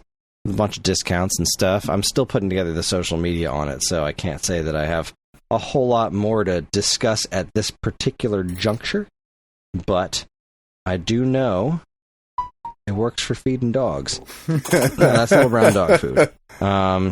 Okay, there, I've laundered all my money. And the other new thing we've got going on at Stone Age Gamer is we're giving away a Harmony Encore Deluxe. That's the Harmony cart, the Atari 2600 flash cart. We're doing this week's... I just finished a video for our overview video for it, and we are giving one away. So if you have an Atari 2600, I highly recommend it. This is really the first time I'd gotten to play with a Harmony cart all that much. And yeah, it's really fun. It's a cool thing to have. Even if you don't have a 2600, it's a cool thing to have. Just show it off to people. For free. Look what I got. Like, yeah, check this shit out. It's a Harmony cart. Yeah. Look at this. Where'd you get it? Oh, those generous fucks over at the Stone Age Gamer. With that written on my grave. He was a generous fuck. And I mean that in every way. In every way. We just talked about the mom fucking. Generous. Generous with the D. That's what I'm writing on your grave, Kris. Generous with he was the D. Generous with the D. But not degenerous. So generous? He was generous. Good. That's what we want to be. Obvious exits are north, south, and generous. I'm going to look up and see if that's a word. I don't know if that means anything. Generous. It is time keep going. for my favorite segment, your favorite segment, everyone's favorite segment. Strap yourselves in for Week Old News. Welcome to Week Old News, where we talk about all the news that was new a week ago. For you, it's still new to us. Hold on, time out. Breaking news, Kris. Shut up. Breaking news. No, what? I will not. I will not. The friggin' tablets. Oh. What's breaking? So, on Urban Dictionary, Denner, a bitch without a life. That's apparently what it says. I don't know what that means. Also, to crash a flying car. But generous is an adjective. It means quick to give away useless crap in an effort to appear richer or less materialistic. How did you end up with 9 Jolly Ranchers this morning? Well, I guess Brandon was feeling quite generous. I don't know if any of that means anything. Moving on. I don't know. I don't know about that. I don't think the kids are all right, Dan. No. Okay, let's see what I got here in my saved folder. Oh, we already talked about Echo last week. What's new stuff? Did we talk about Giant Bomb being independent? No. All right, so last week we talked about them. Yeah, about them like quitting and a couple of them doing something, but I don't think we did. Yeah, well, they were able to buy their business from death. So Giant Bomb is now fully independent, which is this is from Time Extension, and this is the kind of thing you like to see, right? This is this is exactly what you want. Yeah. You want these once respected, cool sites that, sold out for, and I don't say that in a judgmental way, but it is in fact what they did. They sold out chasing the dream and the promise and whatever. When it doesn't work out, to be able to return to doing the thing that they were doing that got them to the point to be able to sell out in the first place. Yeah. So hooray. That's great news. That makes me happy. Yeah. I can't wait to fucking sell out. Yeah, boy, wouldn't that be nice? Boy, I'm so looking forward to it. What do you want me to shill? Fucking Quip? I'll shill like Quip. To not be poor. Would just like that very much. That sounds awesome. Moving right along, Time Extension reports 8-Bit Mod's Dreamcast VMU Pro will cost you £74.99. And that's the whole title, so I don't know why I read it that way. The last VMU you'll never... They've been talking about this thing for ages, and it is finally on its way. The VMU Pro, you're going to be able to actually play emulated games on the little tiny screen. It's a full-color screen now. With the cute little awesome. D-pad and stuff. 8-Bit Mods has done these, the Memcard Pro 2 for the PlayStation 2, the Memcard Pro GC for the GameCube, and this is just, they're making the ultimate VMU. It's got, endless storage for Dreamcast, compatible with original VMU games, 16-bit color, up to 6 hours of battery life for playtime. Like, there's just a ton of stuff that you can do with this. It's the last VMU you'll ever need, which is super awesome. We're going to sell it. We will eventually. Right now, so the way with 8-Bit Mod stuff goes, they have exclusivity on the first run. So the first batch is only available through their site, and then future batches will be able to get it. So Yeah, It'll but be once all the eventually coming to scalpers, Stone Age Gamer. Yep, once all the scalpers get pick 'em. those up, don't buy it from them. Wait a little bit and buy it from us. Exactly. And because we're 18 now, Ryan will send you a picture of his tits along with your purchase. Fuck's sake. Next up. I'm just trying to drum up business, Chris. Are you? Yes! I feel like Ryan's got great tits. I think this is the right business for you. Moving right along, GameSpot. GameSpot reports Tekken director is trying to bring the game to Waffle House, but to no avail.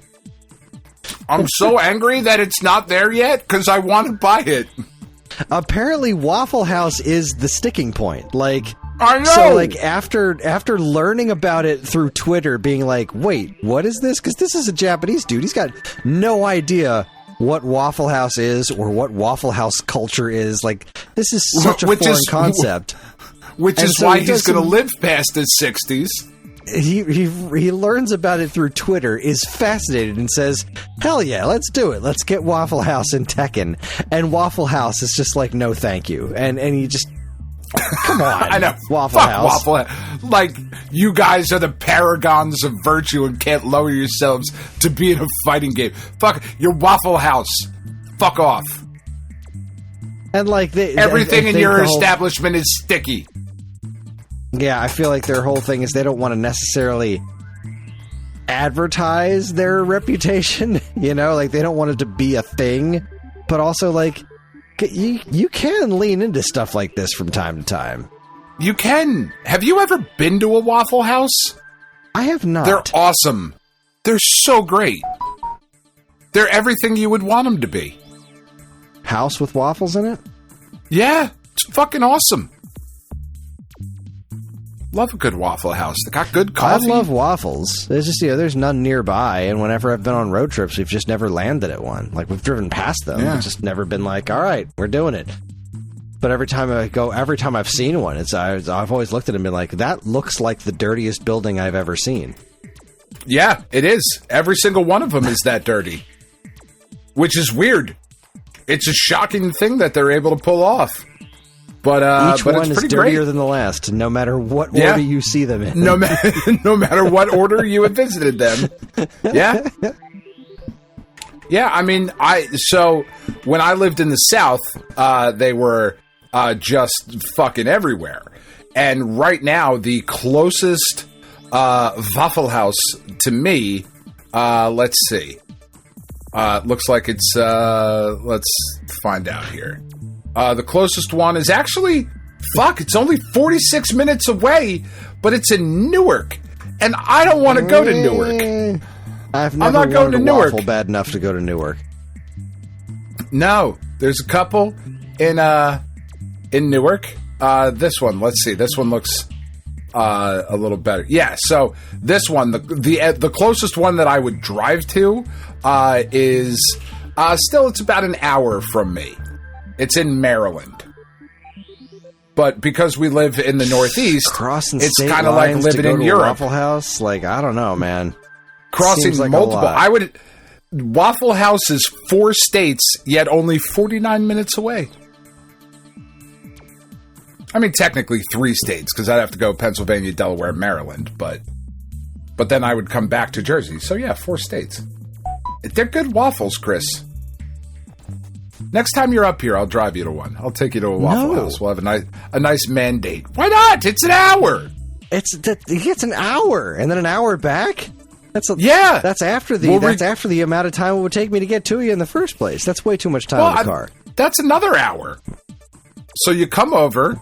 We'll fucking, we'll let's plan this out on the podcast. No, sorry. Let's week old news.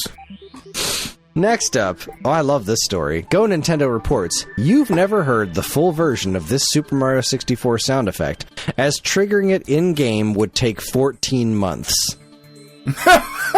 Jesus Christ. And it is absolutely nothing. It's just a thing that somebody discovered when, like, messing with the game's code. There's a shark creature. I was watching the video. There's a shark and it makes this sound effect that kind of like loops in on itself over and over again. But apparently, if you were to leave the game running for 14 months, you would eventually hear the entire sound effect. And it wouldn't get cut off. And he was able to like just extract the full sound effect from the game, which is, it's a nothing sound effect. You can barely even hear it. But it's a thing that exists, that somebody found. That's fucking dumb.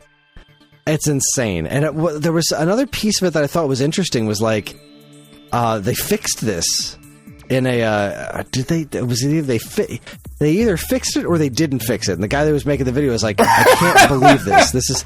Either one is insane, but there was this whole thing where he was like, something changed about it, like in a future release where they were like, wow, they noticed this and then either did or did nothing about it. And I can't remember what it is because I watched the video a couple days ago with John. And I was just like, well, what's the sound effect? And then they played it and we were like, holy shit, that was not worth it. But wow, what a story. Fascinating. Wow. Love it. Let's see. IGN reports Nintendo Switch 2 reviewers won't get started until June 5th. Can confirm. They're not giving anybody any systems to review any games early, so just kind of is what it is.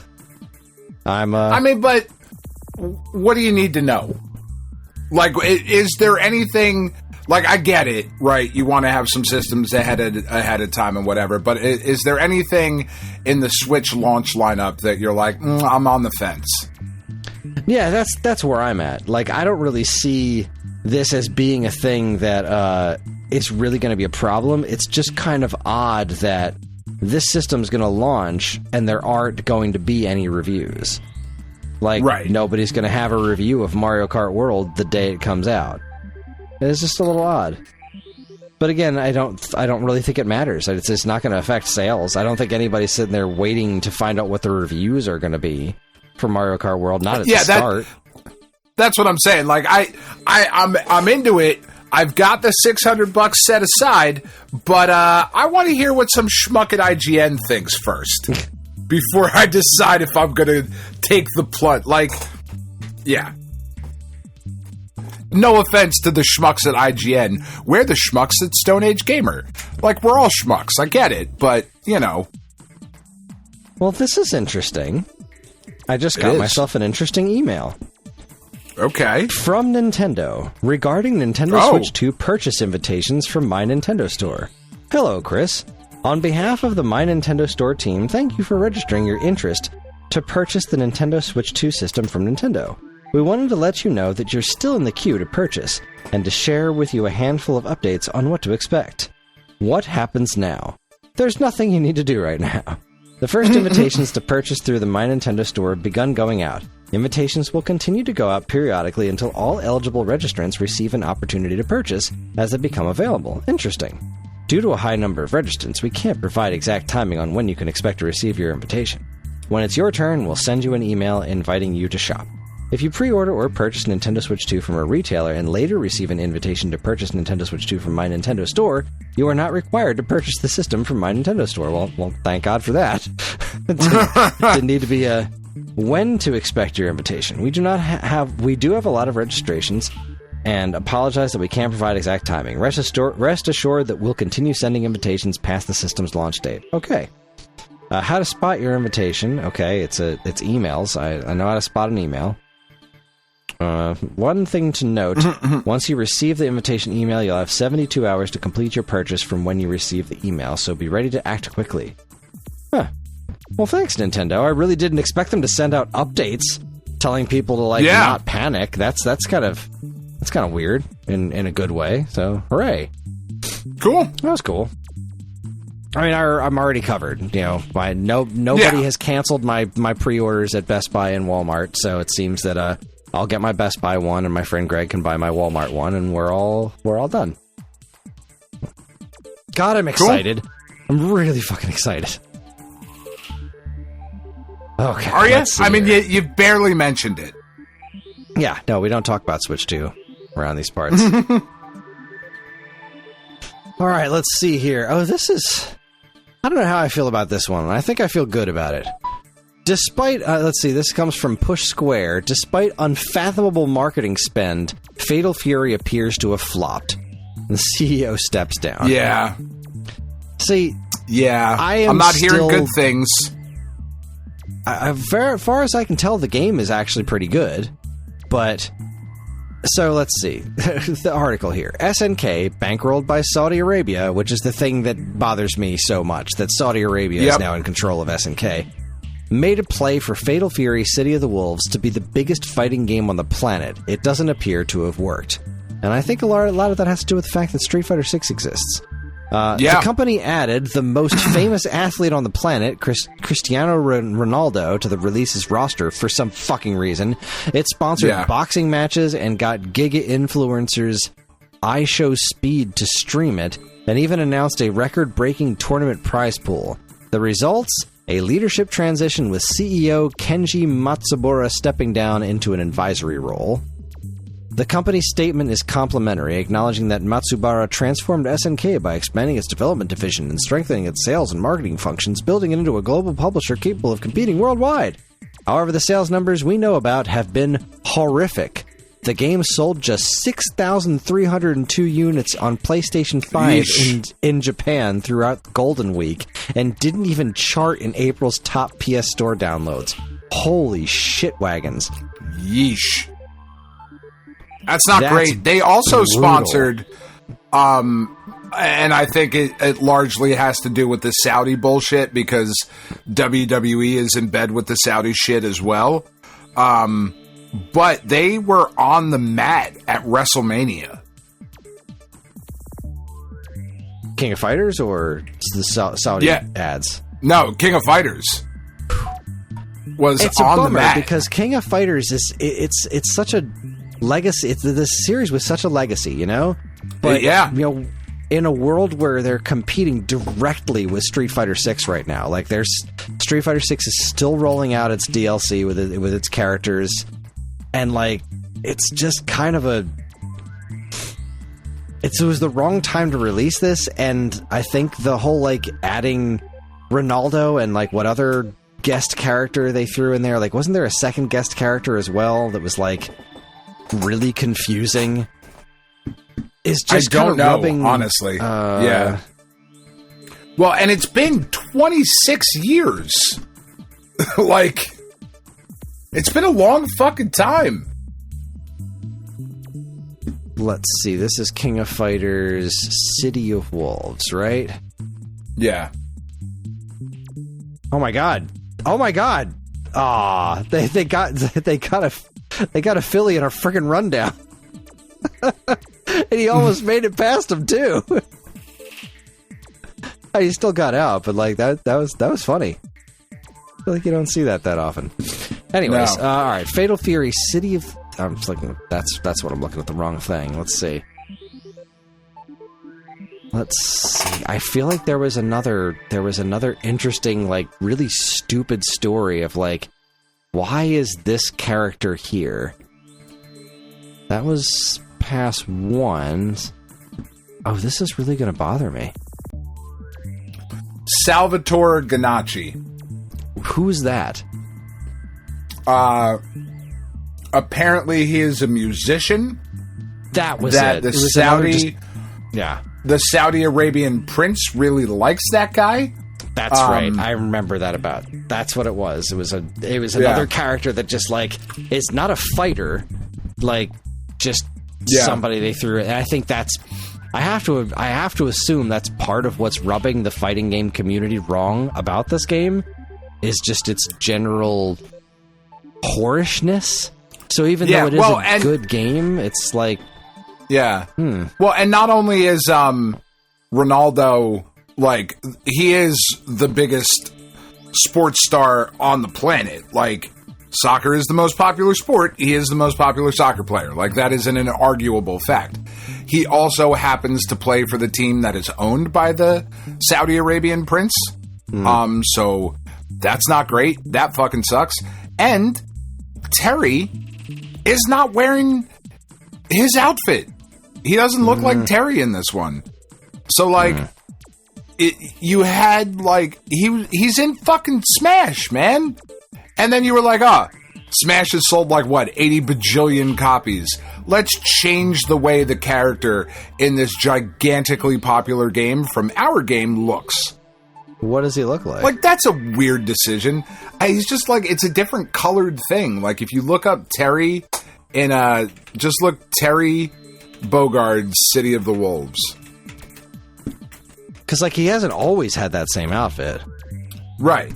He had he's got the brown bomber jacket at one point. That's what he's wearing. He's back to the original, like, brown bomber jacket and jeans.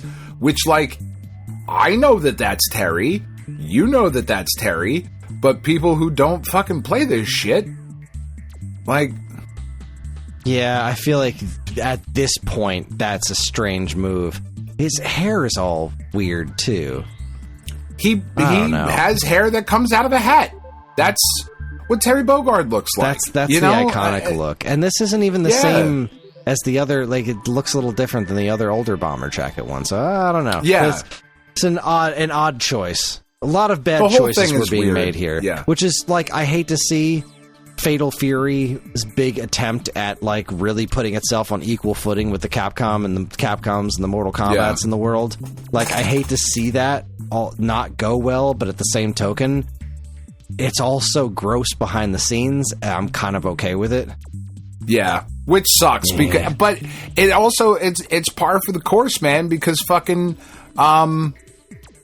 Mark of the Wolves, the last Fatal Fury game, is fucking great.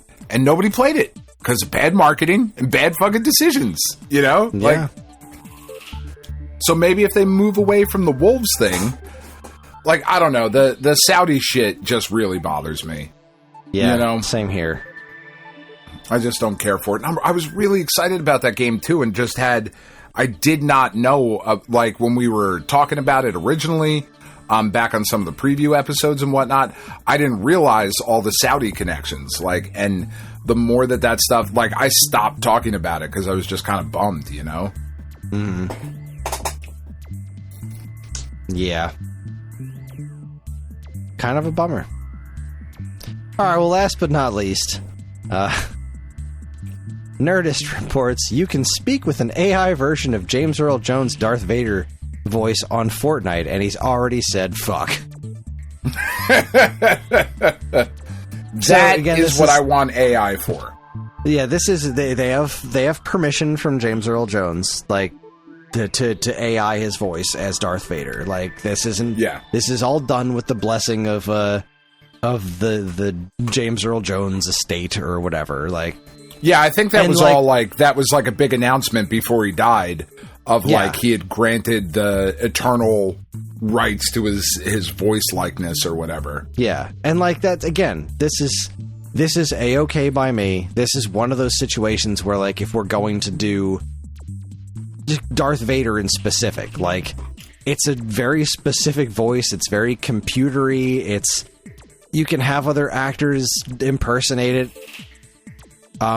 And, like, they've done that plenty of times. It's been not James Earl Jones before, and it's fine. But it's, and there's been times when it's James Earl Jones and it's bad. Exactly. Like, no! We saw that, and we saw him in Rogue One. Like, it wasn't necessarily bad, but you could tell how much older he was because he's speaking so much slower. And, like, they eventually fixed that in, I think, the Obi-Wan show. They fixed that. They, like, had him do the voice, but then they also kind of sped it up and fixed the cadence a bit. Yeah. So, I don't know. It's one of those things that's like it's hard to tell where the ethics are, but at the same token, if it's the actor himself gave permission, then, well, there you're no longer have an ethical quandary here. Like, yeah, I'm really not allowed to tell him he wasn't allowed to do that. Yeah, like, you could hire another voice actor, like, so you are gonna technically get away with not having to hire a new actor to do Darth Vader, unless there's something specific you want out of a Darth Vader performance you can't get out of AI. So, it's not. Yeah, it's a weird. It's not plagiarism. Weird. So it's one of the instances of AI where it's like, all right, if that's the way we're doing it, then that's the way we're doing it.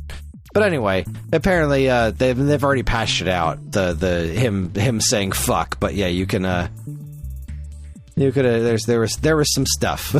There's some stuff. I mean, Fortnite. I'm more upset about the clips I've seen of fucking Optimus Prime wearing Jordans doing stupid Fortnite dances. I mean, you want to talk about shit that makes me mad about Fortnite. This was really fucking weird to me. Like, I haven't really seen Fortnite since it first came out on Switch. Yeah. So, like, when I was up seeing my, I was up at the in-laws, working on the garage project, my nephew was playing Fortnite, and I was seeing he's like driving around in cars and shit. I'm like, this looks nothing like what I played. This looks totally what different. Is even happening now? Yeah. This is a very different animal. Apparently he's pretty good at it too. He's cutting people up with lightsabers and shit. I was like, all right. Live the dream, I guess. Yeah. I'm still not playing it. No, it's not for me, but that's okay. It doesn't have to be. Yeah, not everything has to be. Yeah. All right, well, most things have to be, though. I'm pissed when not most things are. Well, yeah, you're right. They should. I mean, if they're not designing their games with you in mind, what the hell are they doing? Yeah, you are the audience. Here? You are the fingers on the pulse. You're certainly the fingers. That's right. Somewhere. A lot of nefarious pies. But with that, you are the fingers. Is that what I said? Yes. I'm just going to write that one down, add it to the list. Anyway, that's wraps pretty things good. up for week-old news. We're going to take ourselves another break, and when we come back, we're going to jump into the checkpoint and talk about what we've been doing. You're listening to the Stone Age Gamer podcast from geekade.com. Stick around.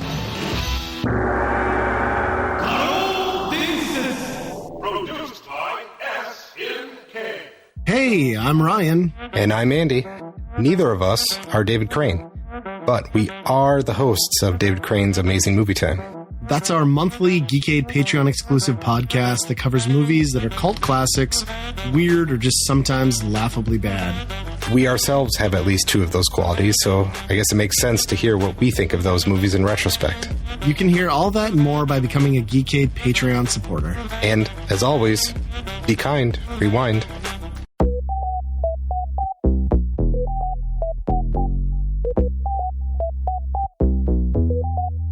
No way! Hey guys, Vestlord Dean DeFalco here, and if you like when I get on the mic here, good news. I'm in other places too. The Vestlord is on YouTube, the Vestlord is on Twitch, the Vestlord is on Substack. He's everywhere you want him to be, he's everywhere you need him to be. Find all the links in the show notes, but for those who can't wait and need a taste this instant, head over to Substack, vestlord.substack.com. Check out what I'm writing over there. New articles every week, and my writing will always remain free. Till next week, muchachos y muchachas, deuces.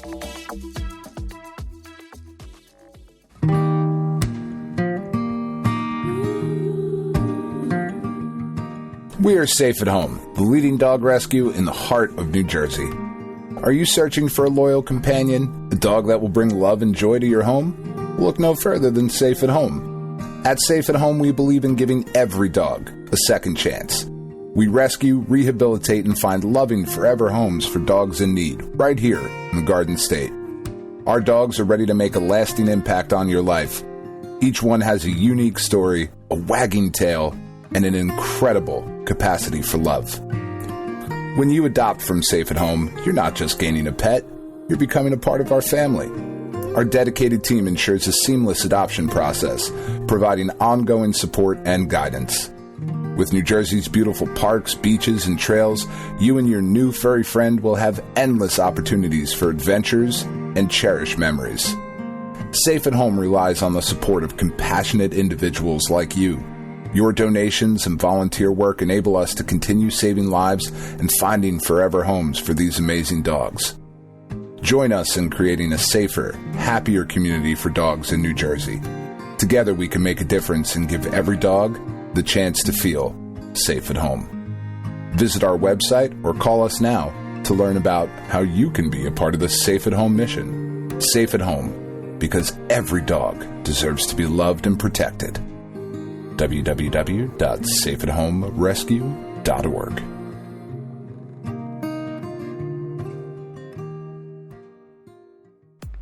Do you enjoy the Stone Age Gamer podcast and other shows on the Geekade Podcast Network? Do you wish you could listen to them sooner than the regular unwashed masses?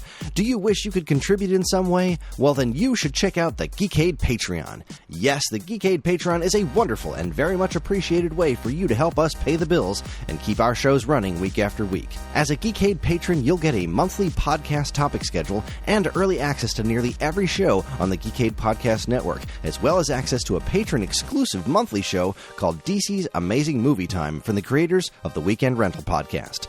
So head on over to patreon.com/geekade and become a loved and appreciated member of the Geekade Patreon team and get early access to shows like the Stone Age Gamer Podcast, this week's episode, Turning Tracks, and a whole lot more. See you there.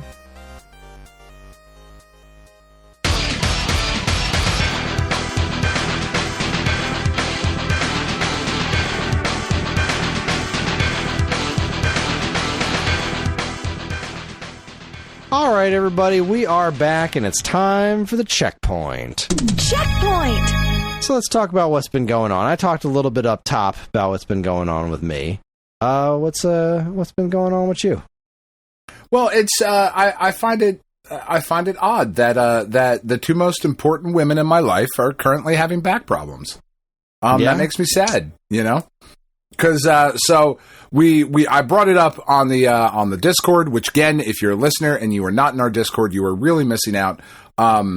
It's a lot of fun. There's a lot of good chats and a lot of good people. You should definitely join. But last week on the show, I talked about Tiff was going for the tests and the different things, and is it MS and all of these things. So it turns out it's not MS. Okay. So far that we can tell, right? Cause she got the MRIs, the brain MRI came back clear, and the, spinal MRI, she only got done on two parts. She got done on the upper spine and the middle spine. And, so there's still a chance, if she has to go back for, a lower lumbar MRI, that there could be MS there. It's really unlikely. It's really unlikely, from what I understand. It's unlikely for there to be lesions on the spinal column and not also on the brain. So we're feeling good that that's pretty much in the clear. The negative part, though, is that it turns out she has two massively herniated discs. Like, these aren't bulging. These are they're not even there anymore, basically. And both of them are impinging the nerves, which makes sense for all of the symptoms that she was experiencing, right? Like all the numbness and the coldness and the tingling. Mm-hmm. Everything she's been experiencing can be attributed to these impinged nerves, because when you look at the MRI, you know how a spine looks, right? You know, you have like the bone part, and then the for lack of a better term, you know, the disc that's in there is basically a jelly packet. So her jelly packets are not in between the bones any longer. They are outside of that. So they are pulling the nerve with them, right? And that is very, very bad. And it was probably going on for fucking years and years and years, right? So she is going to have major spinal surgery at some point here in the future, which is fucking scary. You know, it is, anytime you start fucking around with the spine, you know, and the nerves and all that shit, it's a scary thing, because not that they ever do fuck it up, but anytime they fuck it up, it's really bad. The big bummer here is that, you know, we went to the MRI, the place where she got her MRIs done is a place called South Jersey Radiology. And they're great. Like, I don't know what's going on with your back, Kris, but if you have to go get like imaging done, that's where I got all my stuff done. They're great. I don't know if they have locations down by you, because I don't live by you. So I guess that's why I don't know that. So we drove, we got the results of the MRI. We got them, over the weekend, and Tiff was supposed to go. She went back on Monday, to have the consultation with the neurologist, right? And we were just kind of thinking, she's going to go in. I didn't even take off of work for it because she's going to go in. The neurologist is going to be like, "Yep, you're fucked. Go to orthopedic." Right? That's what I'm pretty sure that's what he was going to say. Seems likely. So he's going to refer out to the ortho team, and they're going to do the surgery. So she goes in, and because this is just our life, man, she goes in, she's ready, and the doctor is like, "Well, I don't have your results yet." But okay, but I do. And he was like, "Yeah, no, that's cool that you do. Did you bring them with you? No? Okay, well, there's nothing I can do for you until I look at the results." Can we not get an email sent? Apparently, that was not possible. That was a bridge too far. That was a bridge too far. Yes, just way too far. So she asks him. I know, right? So she asks him, and then she's like, "Okay, so like, what should I do about work?" And he was like, "Oh, don't do that. You should definitely not go to work because with the type of injury." So as we know, right, Tiff is a vet tech. And all of the things that being a vet tech involves. The dangers with the particular type of spinal injury that she has, and where the discs are herniated, she should not sit for extended periods of time, stand for extended periods of time, bend over at the waist, pick up objects heavier than 5 pounds. She should not get down on the floor to then have to get back up. She should not twist or bend in any sort of direction. So she was like, "What? I should fucking lay down?" And he was like, "Yeah." Thanks, Doc. Cool. So what's the next step, right? Disability. Okay, cool. Tiff is going to file for disability so that we're not completely fucked by the fact that she's not working. Well, here's the problem with that. She can't file for disability until doctor has her results to look at to say officially. There you go. There it is, right? There he can't say officially that she has to be on disability until he has those results. But what he did say to her was, you're probably not going to get hurt because you've been doing this job for a while. She's actually kind of in the space where she's going to end up hurting herself by actively trying to not hurt herself. Do you know what I mean? And that's, yeah. Where you're like, "Oh, my back hurts, so I'm going to do everything I can not to twist it this particular way." And then you just end up hurting something else like way, way worse, right? But he said, he was like, you're probably not going to do anything to really injure yourself any further because you really, if they push any further out of you, they will be outside of your body. Like that's how, like, they're going to just poke out of the back.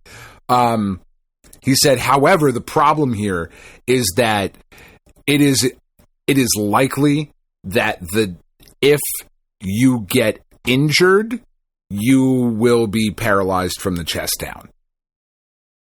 And we're like, oh.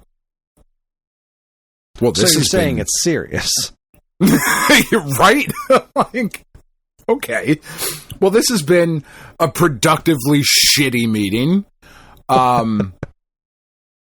So he's like, all right, go make the next follow-up appointment that we have available so we can get you in here and I can, go over the results and do the disability. And it's like, okay, fine. This was on Monday, Chris. So it is, as we are recording, it is Friday, May 16th. So Monday was the 12th. I would like you to guess, if you wouldn't mind, when the next follow-up appointment was from May 12th. When was the next available? June 6th. July 28th, Chris. Ooh. July sexy. Fuck 28th. And Tiff was like, no. I will be calling every day. She drove the results over there on Tuesday, and it looks like right now she has an appointment. She should be able to get in next Wednesday because, like, somebody by some fucking miracle canceled their appointment, and she just happened to call like 38 seconds after the person canceled their appointment. So, theoretically, on Wednesday, which is also my kid's birthday, Tiff will be going to the doctor to find out that if she can be 100% on disability and what the next steps are. But she is fucked, dude. Like, it's bad. And what's really interesting, I don't know if you kind of go through this sort of thing too. I know that I do. Now that she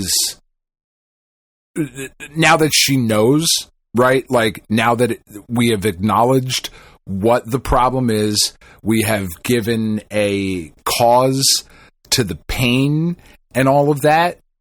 And now that she knows that she's not going back to work for a little while and all of those things, she is now allowing herself unconsciously to feel the full effects of that pain. Right. And like, do you get that way where you like, all right, I'm going to lay down because I don't feel so good. And you allow yourself to actually not feel good. And you're like, oh my God, it's so much worse.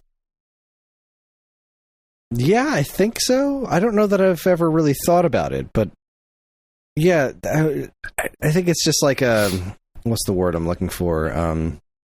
Restraint collapse. Just like, yeah.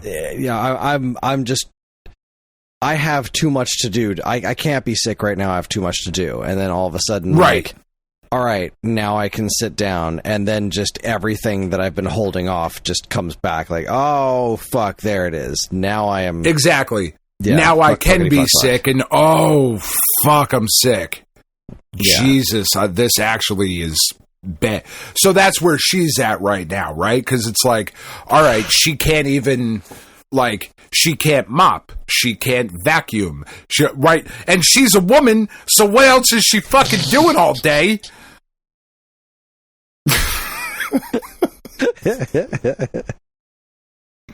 I've come home to cold dinners every fucking night this week, and you know why they've been cold, Chris? Because I've had to make them. So they've been cereal. No, like, but yeah, like that's kind of the spot that she's in right now. Of I'm now allowing myself to feel this because I have no choice, and oh boy, is this bad. So, fuck, man. It just, at least it's not MS. Yeah, at least it's not MS.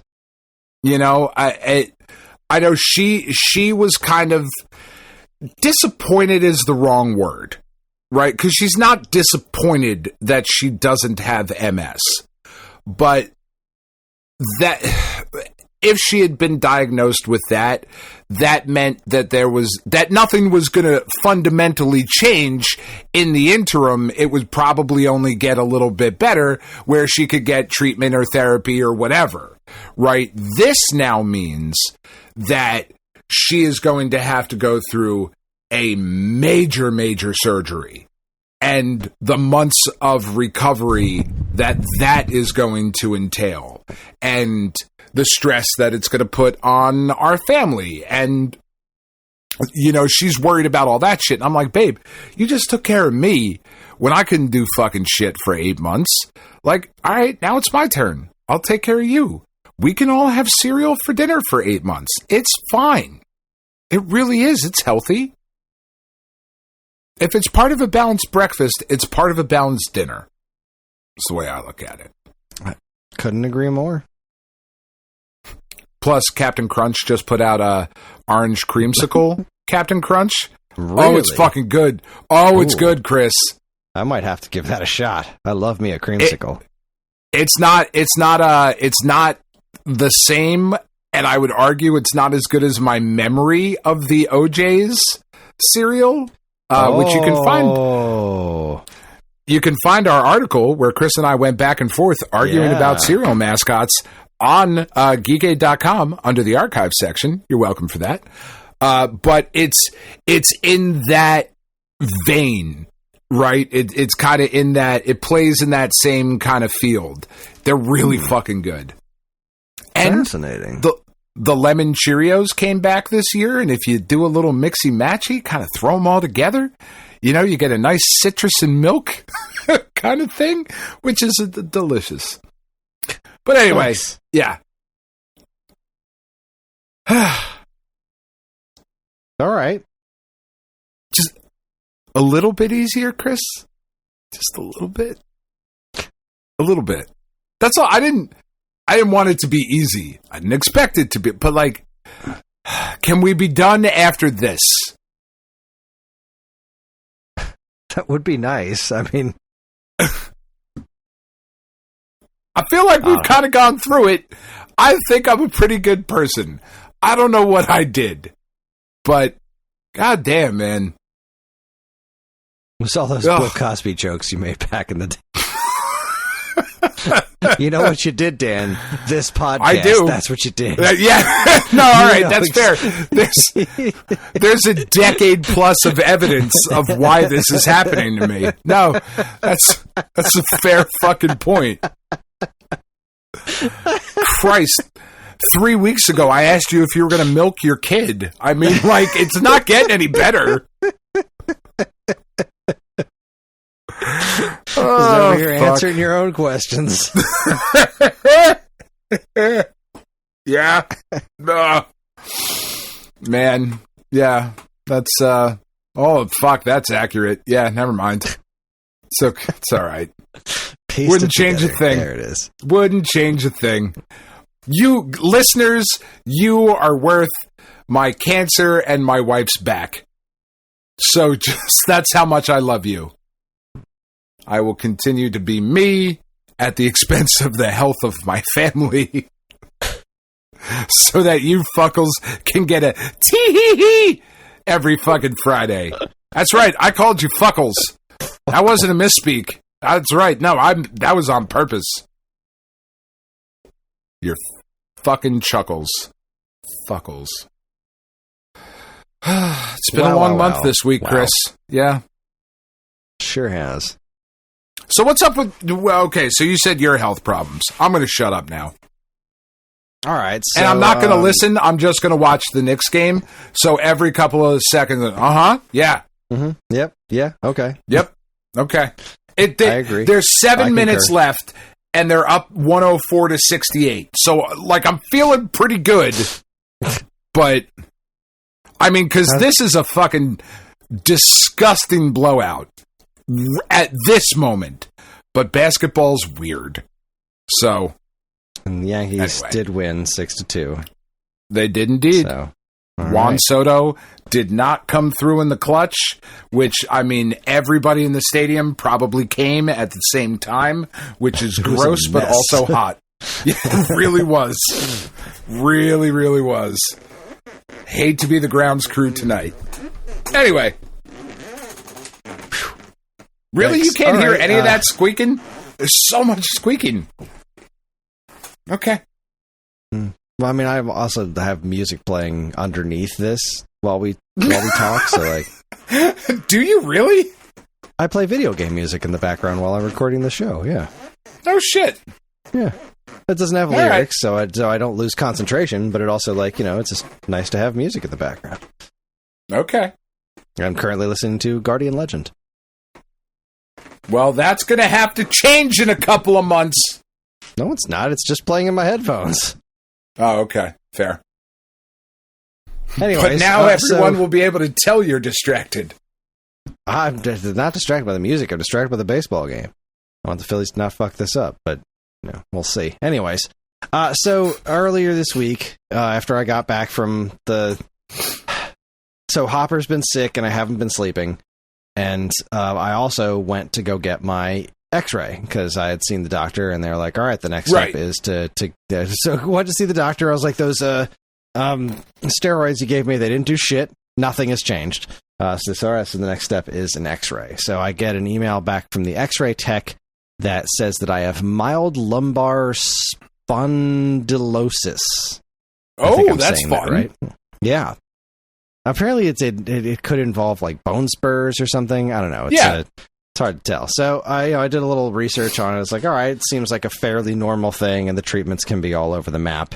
A lot of people don't even really realize they have it. It's just mild back pain, but I have not been experiencing mild back pain. I can't fucking bend down to put my pants on in the morning without like writhing in pain, or like bending down to lift up the fucking toilet seat. Like both times I've been to the doctor about it, I've been perfectly flexible, which is fucking awful.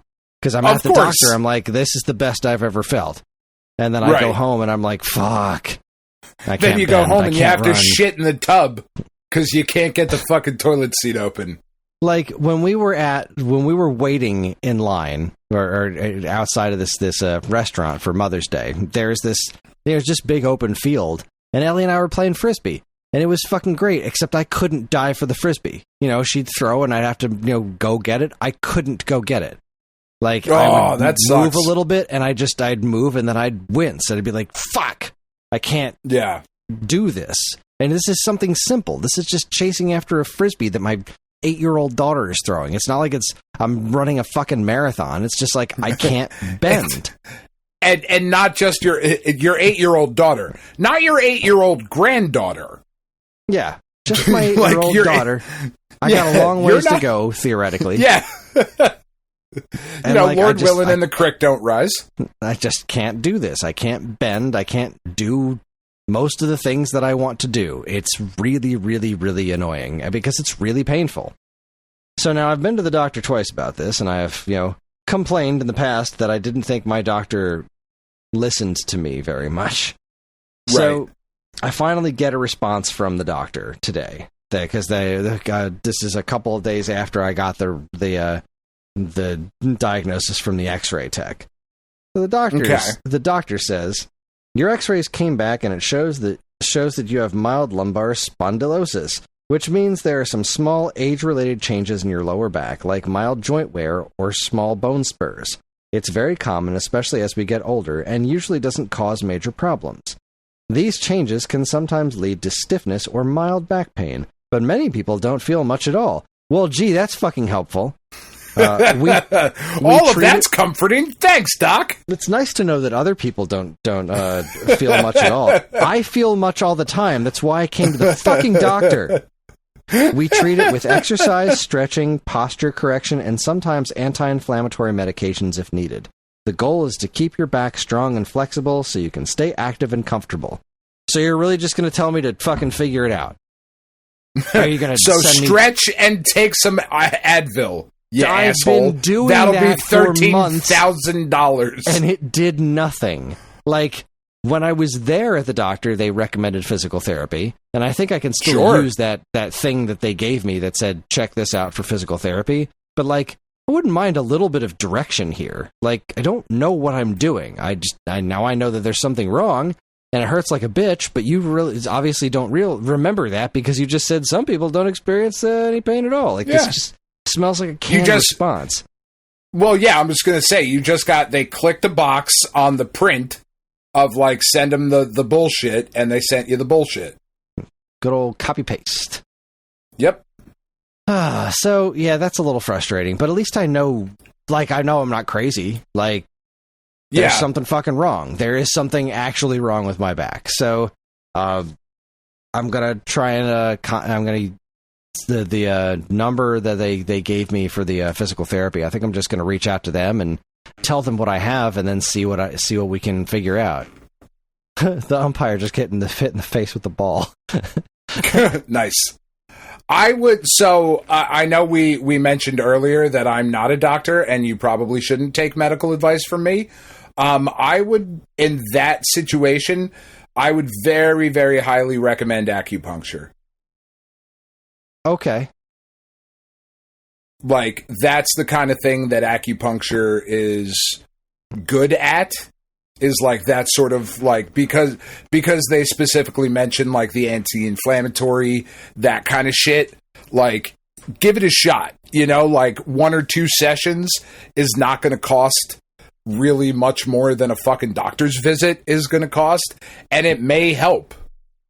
And if you go to that sort of holistic medicine and you're like, hey, so this Western bullshit just told me to get fucked. You know, this is what I got. What do you suggest? I have found that people in that particular field tend to be a little bit more friendly and helpful with, like, try this, give this a shot, you know? And they might just tell you that some similar bullshit of, like, have you tried yoga? You know, have you tried not being a bitch about it? That sort of thing. But I think is a realistic next step for you to take.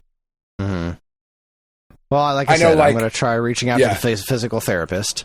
Because, you know, that does make a degree of sense to me, to exercise the muscles around it so that they get stronger.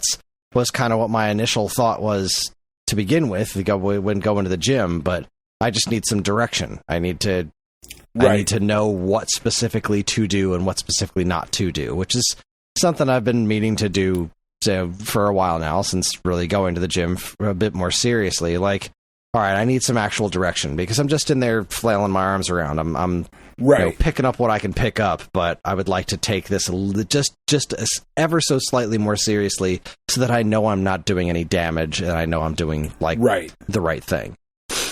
So yeah, definitely don't get on a rowing machine. That would be a bad idea. That's not the plan right now. I did take the week off of lifting at the gym, just to try to recover from last week. I was like, well, if I'm going to go back up and lift shit at my my in-laws, then I should probably not be, oh, that was awesome. They dropped the ball. Haha, suckers. I needed to recover, but then I wasn't sleeping. So, like, I'm in my regular amount of back pain, also not getting any rest. So I'm having a harder time recovering from how much damage I did to myself while working on this garage. So I was like, you know what? And I also don't know what's going on with my back. So how about I just do cardio? I'm just going to go and do cardio all week long. So at least I have that. I'm not doing nothing. Just always been my goal, is to just do more. Right. Just don't do nothing. So at least I have that going for me. And I think I'm going to continue to take it easy on the lifting department until I can get some direction on what specifically I should be doing that's not going to hurt me. Yeah. So part of what else is making this week a real 8 bitches on a bitch boat is my eyes. So I also got my new glasses. I had been I was having those headaches a while back, and I finally got a new prescription. It cost a whole fuckload of money to get new glasses because everything's more expensive now. They're blue. I let Karen kind of talk me into the woman at the place showed me these blue glasses. I thought they were really comfortable, but I was like, I just don't know about the color. I'm not really a bright color kind of person as far as like glasses, but I have been trying to adjust my clothing to be a little bit more bright, because I wear a lot of dark colors, but that's not my personality. Like, I'd like to dress a little. You're not a dour fuck.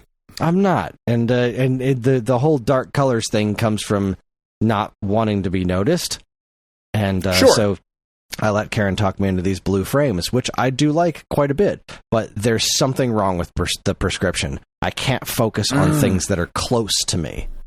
I noticed it a bit when I first put them on. I was like, something's wrong here.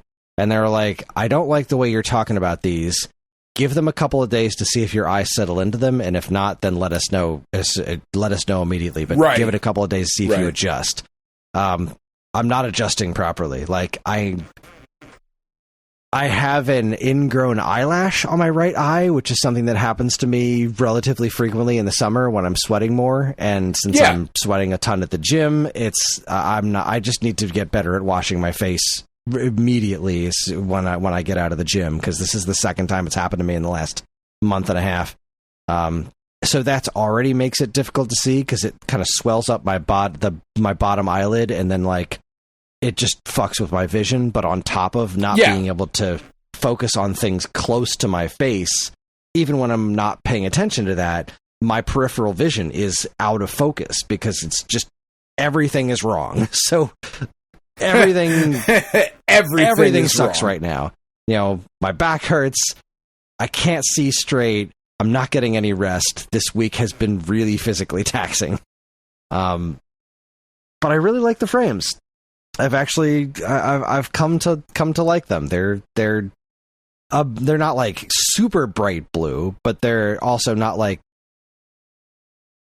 super faint blue. Like it's not like you look at them and be like, oh, are those blue. Black? Oh, they have a little bit of twinge of blue. Like no, they're blue, and that's kind of cool. I'm okay with that, and they're also very comfortable. They're super light, which is the thing that drew me to them in the first place. When I tried them on, I was like, oh my god, these are half the weight of my old glasses. That's great.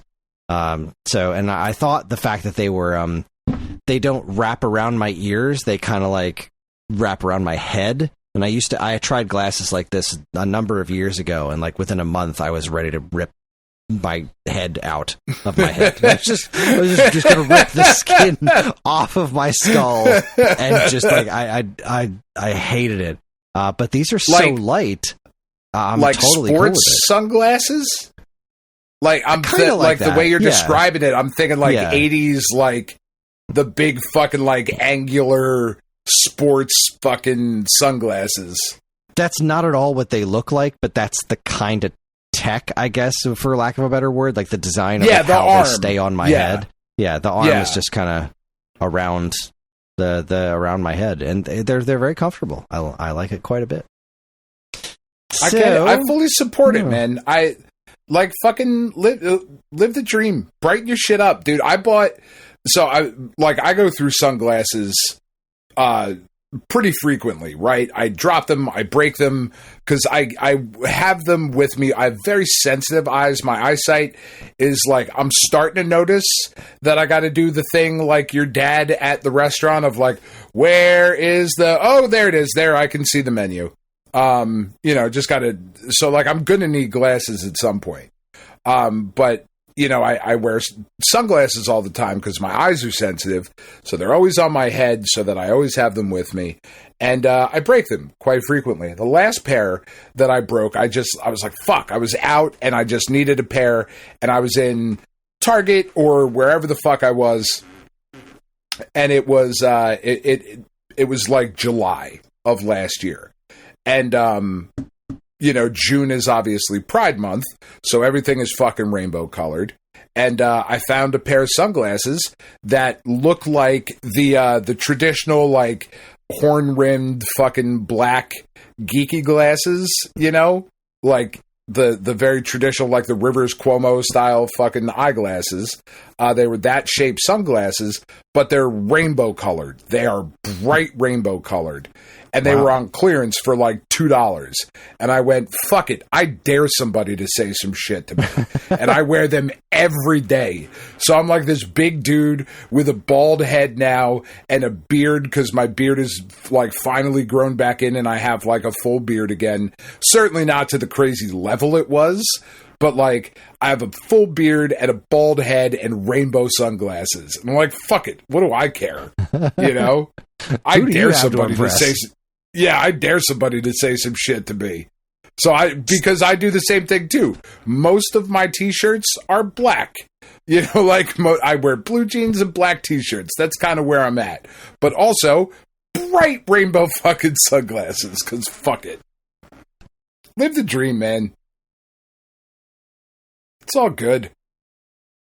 So you just reminded me, and now I have to check this out. So I'm still waiting on the... I've been meaning to buy a pair of red Chuck Taylors. Like, I haven't had a pair of red Chuck Taylors since high school. And the size that I want has been out of stock for weeks and weeks and weeks now. But I just got an email about new and featured ones. They did a Pride collection. And I saw in the picture of them, one of them that I was like, that is cool as shit. And like, I'm not LGBTQ in any way, shape, or form, so I guess I feel kind of odd about that. But at the same token, like, there was just this rainbow looking one that looked cool as hell. Wow, they just walked in a run. Holy shit. All right, now it's 3-2, 1 out, and the bases are loaded. And the Pirates just walked in a Phillies run, so this is going well. Nice. And I think their coach just got thrown out. He went out and yelled at an umpire, and they were screaming at each other. Kind of wished I had unmuted it to find out what they were saying, because it looked really silly here on mute. But all right, let's see. How do I find these? I don't see them on the site now. Men. It's like new and featured. Oh, with Pride, Love, and Chuck. There we go. There you Shop. go. So let's see if I can find the ones that I saw in the picture that looked super cool. And all right, so they're only low tops. Damn. See, I want this in high top. They're these.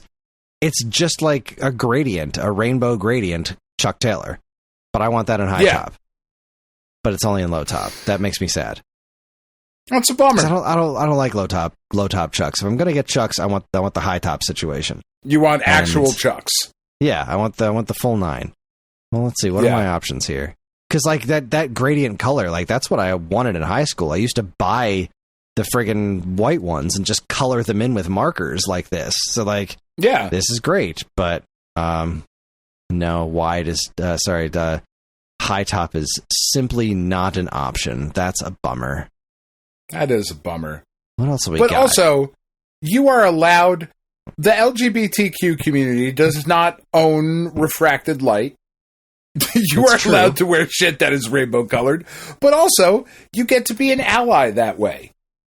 That's you know what I mean? True. Like I hope that people holy shit, they walked in the tying run now. Oh fuck. This is fascinating. Like, I hope that when people see me walking around with my rainbow sunglasses on, like, I hope that they get it. You know what I mean? I hope that somebody who might be feeling a certain type of way is like, oh, cool.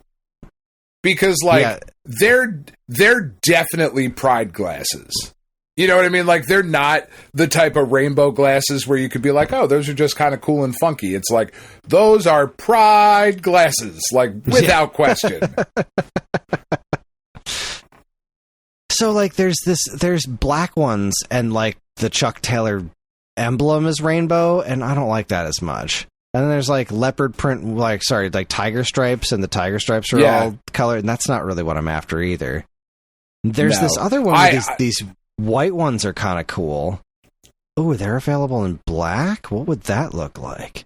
So, like, this is cool. They got the rainbow logo, but it's the trim that's all rainbow, too, and that's kind of cool. Oh, that's cool. Does that exist in black? No, the black is all tiger stripe.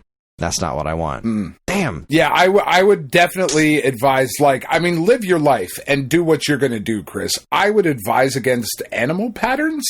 That's not probably it's just the not road. My thing.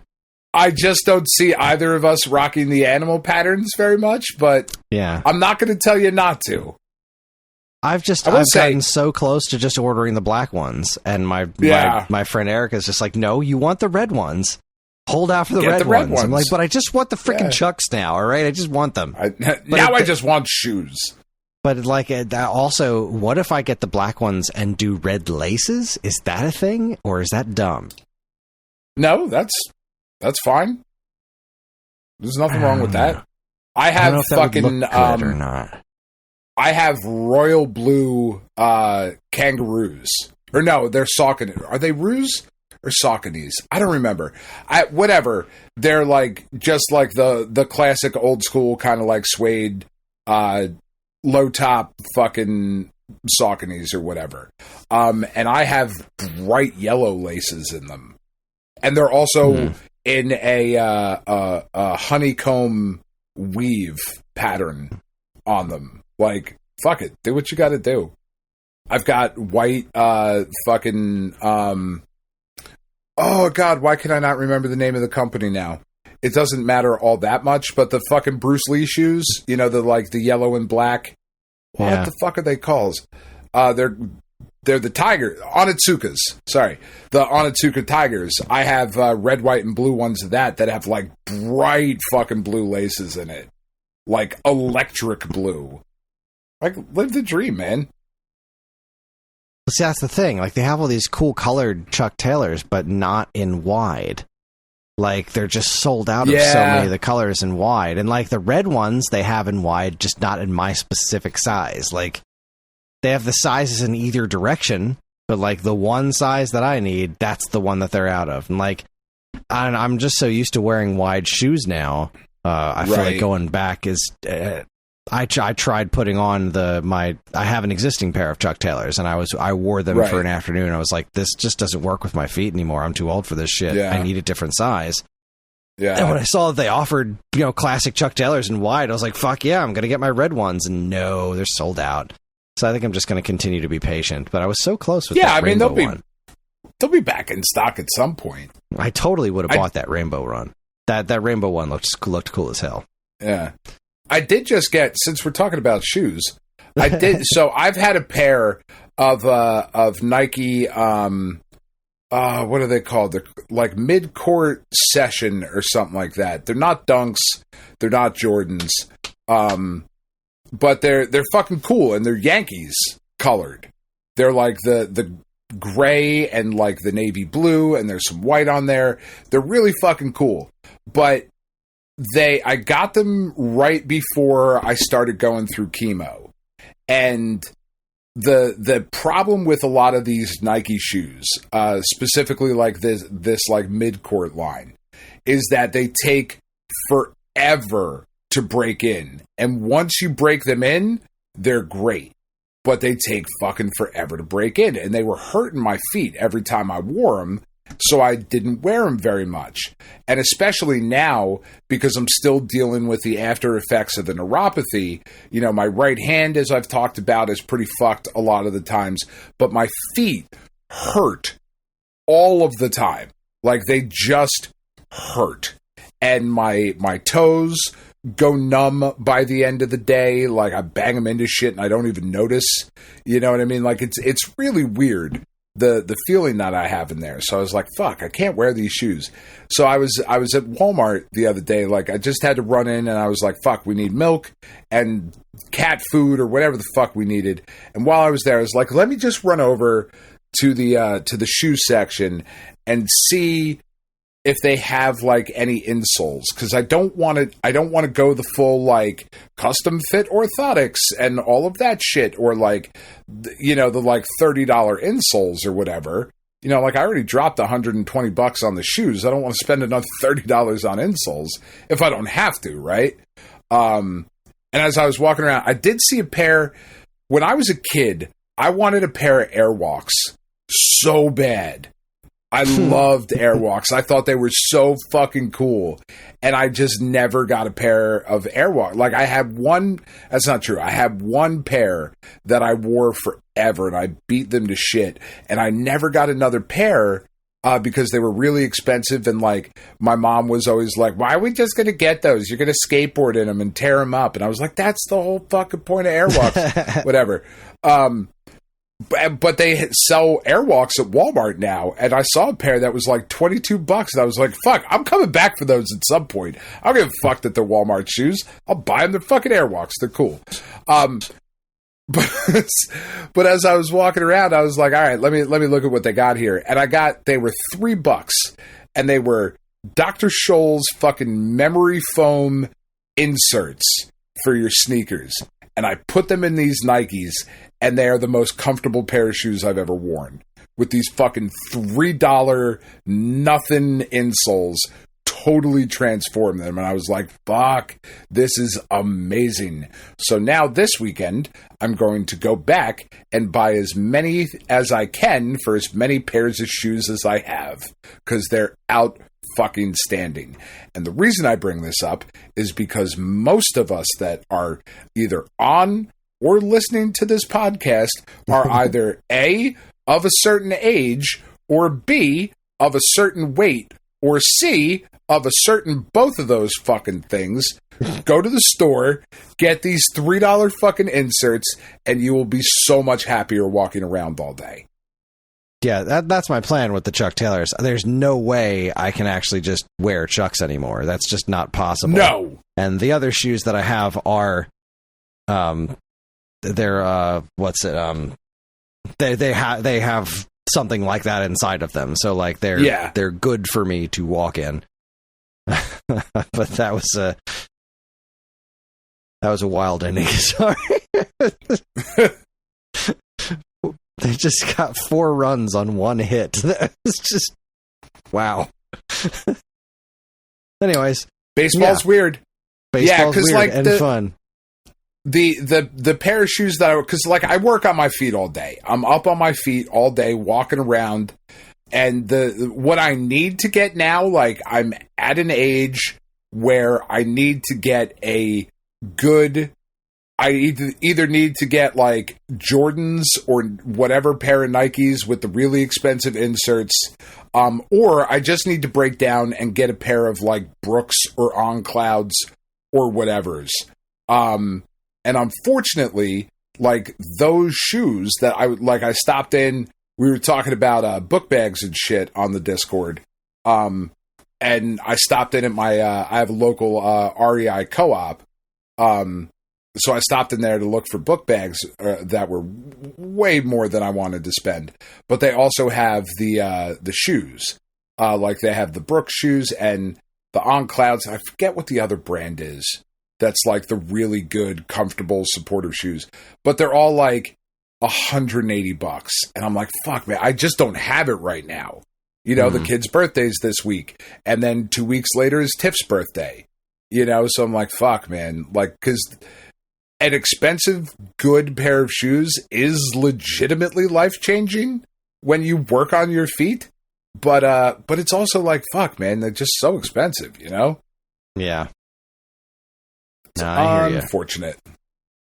So this is going pretty long, but did you real quick? Did you play any video games? I was going to talk about the shakes that I tried making this week, and they all sucked. So there's your. I'm sorry. That's the whole thing. I'm trying. I got real close with one of them, but I need to change up the. I broke down and bought some protein powder. I bought vanilla, and it was a terrible idea because like as I'm going through the week, like. The only thing I hate about this is the vanilla. That's the part that I hate. I could just I'm going to try buying some chocolate this week and see if that helps me out. But anyways, I tried shakes this week and it didn't work out great for me. That sucks. Really the thing that we've spent the most time with this week has been Blueprints. That game, holy fucking shit. So that I've game's heard. fucking awesome. It's so good, and like it's so funny. Like we're playing through the game, and you know because you start off and like it like swoops you into the mansion, and you're like, all right, I'm going to start walking around the mansion and doing this thing and this, that, and the other. And I was like, you know what? I wonder if I can walk outside. So I did. I turned around and I walked outside and I was like, oh shit, there's all of this stuff to explore out here. Is that a tent? Is that a campfire? I wonder whose the fuck that is.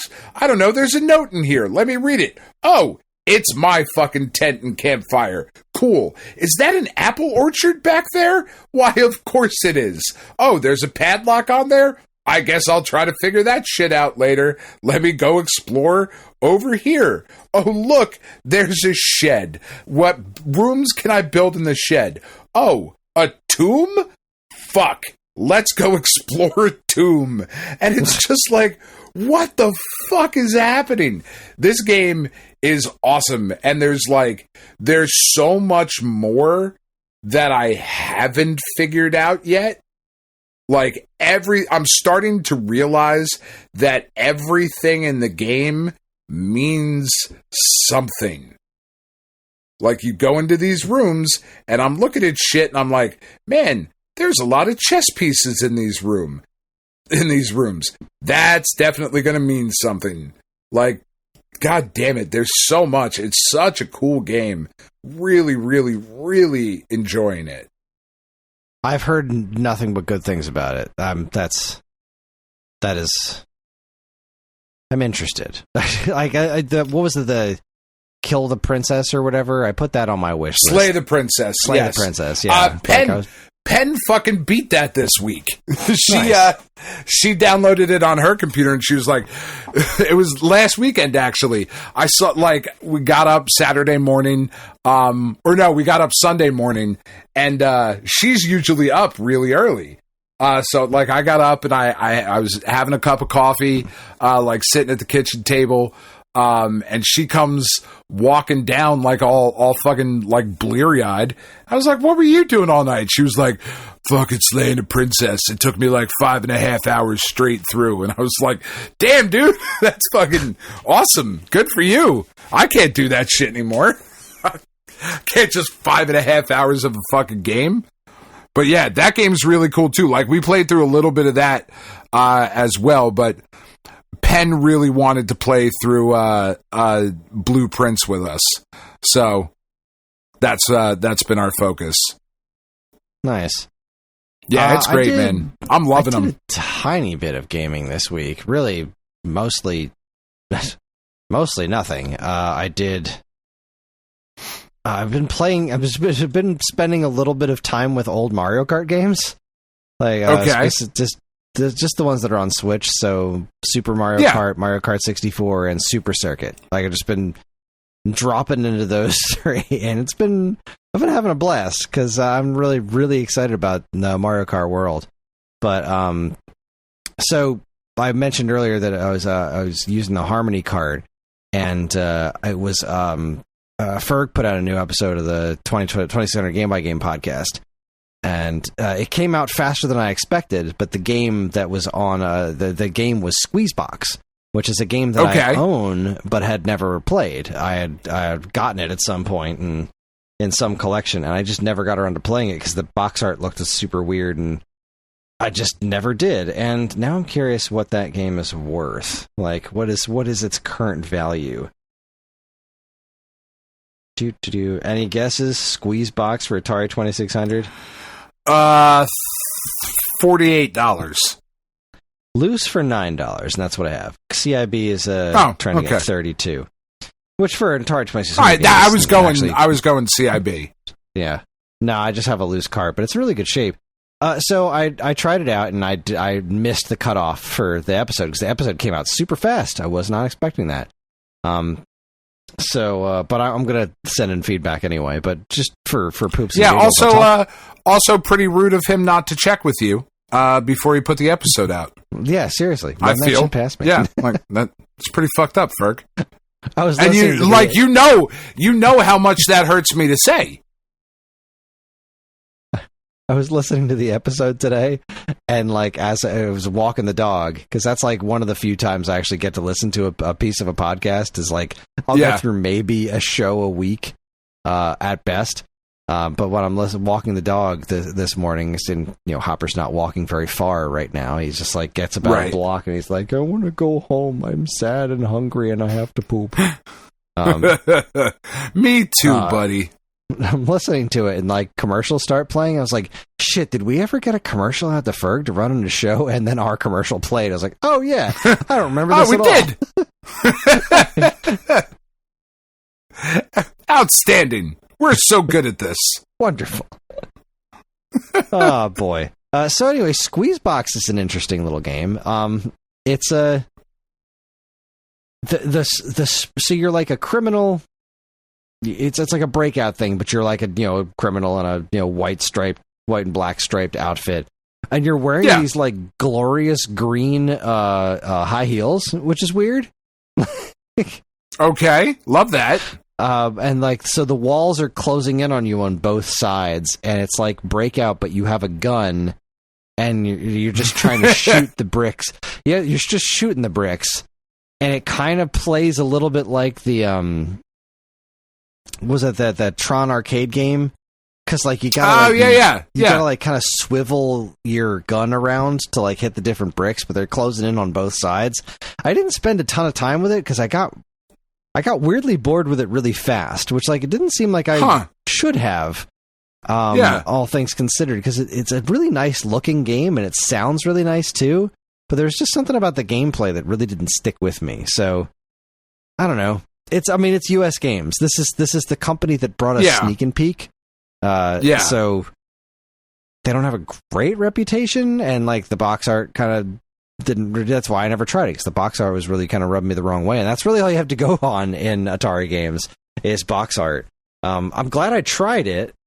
And when I was listening to the podcast, I was learning that there was a whole lot more to the game than I had realized when I was playing it. But I don't think I'm going to go back and try to learn more about it, to be perfectly honest. Like, I think I got the time out of it that I need to. It's an interesting game. I'm glad I have it. And the sprite is seriously, like, you got to see it. It's pretty impressive, for an Atari game. Like, you look at this just gigantic sprite of a character that you can move around on the screen. It's like, that's pretty cool. I just wish they had. I don't know what it needed to be a more interesting game, but it needed something. It was just not quite there, not quite cooked. Needed a little bit more time in the oven.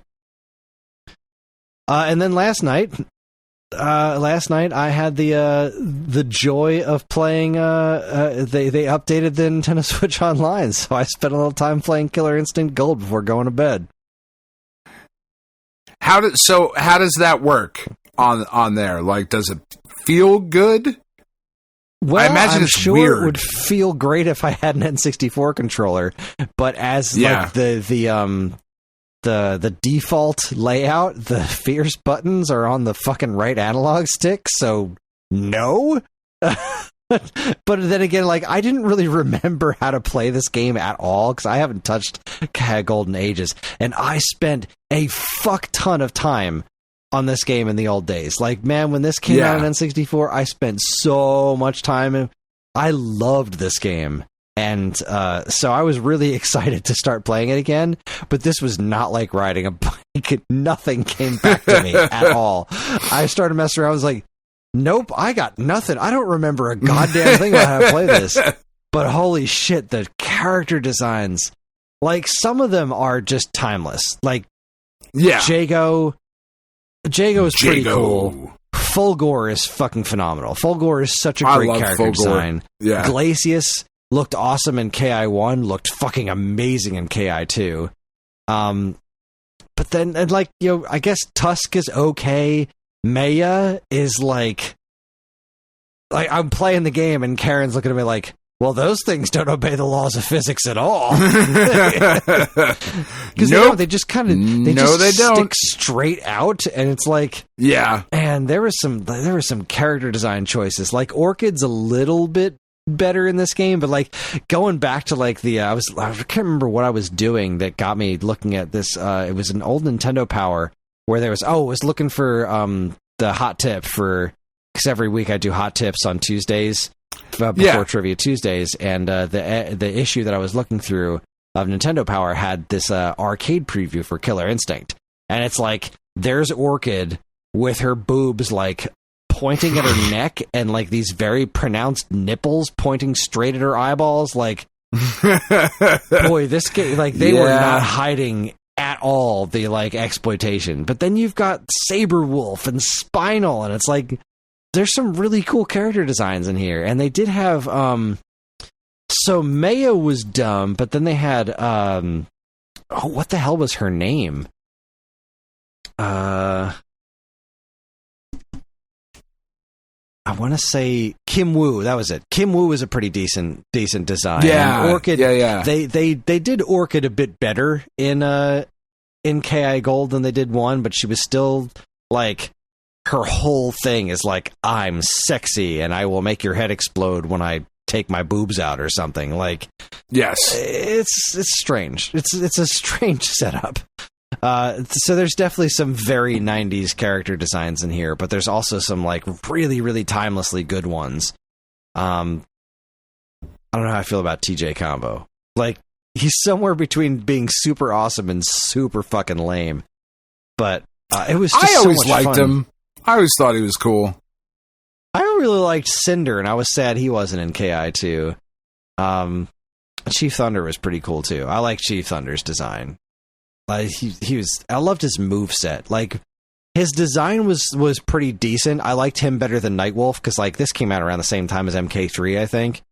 And like, I thought Nightwolf was pretty lame, and Thunder was like the same basic concept but way cooler, right? Because he's holding 2 tomahawks. I just love his moves, like the thing where his like mohawk bursts into flames and he does that like headbutt uppercut thing was super cool, and like he had that phoenix move where he would like shoot phoenixes out of his tomahawks. Like he's just cool as shit. Oh man. God, yeah, I remember that. I fucking loved Killer Instinct 1 in particular. I really loved, but man, KI Gold, and like just it's interesting because KI Gold has like more stuff. I think around a technical level, it's got more like a gameplay technical level. It's got more stuff going on, but also like I never really realized how much of a step back it was from the KI2 arcade game. Like, there's way fewer voices, like the way fewer screaming of the combos, and the backgrounds are a bit N64 blocky, but yeah, Killer Instinct is so fucking awesome. I didn't understand the new Killer Instinct. Like, I messed with it a little bit and was like, this doesn't feel like Killer Instinct at all to me, but boy, do I love watching the high-level Killer Instinct play on Xbox.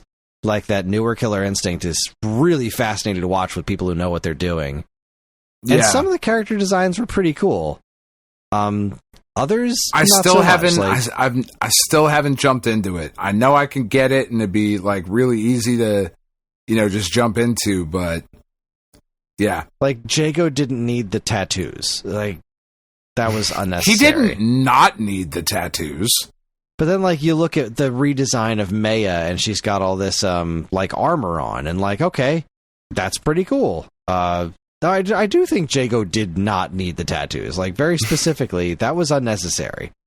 Like, he was already a pretty cool design. I want to say that they kind of overdid it on Glacius. He doesn't look as monstrous as he did, like, or not the same kind of monster. Like, he's a lot pointier.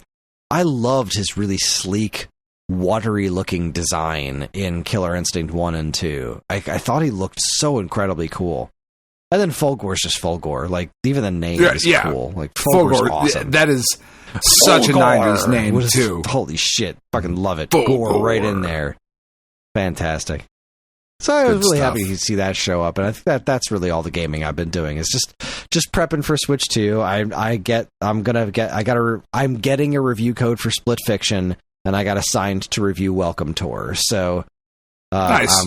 I'm getting Mario Kart with my system, and then I'll be getting Split Fiction, and I'll be buying Welcome Tour.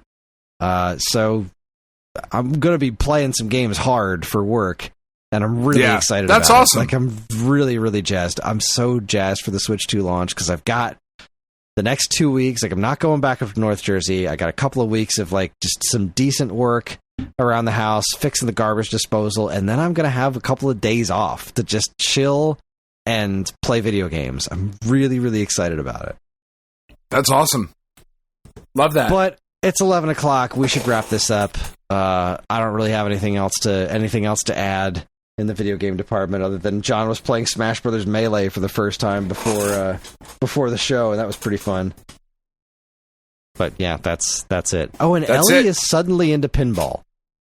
As of last night. Like, we were playing Mario Party, and we had to do this Waluigi pinball multiplayer game that was literally just play pinball. There was just, that's awesome. A simple video pinball. The 4 of you play it together. Whoever gets the most points wins. Okay. And she was like, that was really fun. So I want to play that again. So we played a little bit. We played it again after school today. And then I turned on Pinball Arcade, and we messed around with Taxi and Twilight Zone.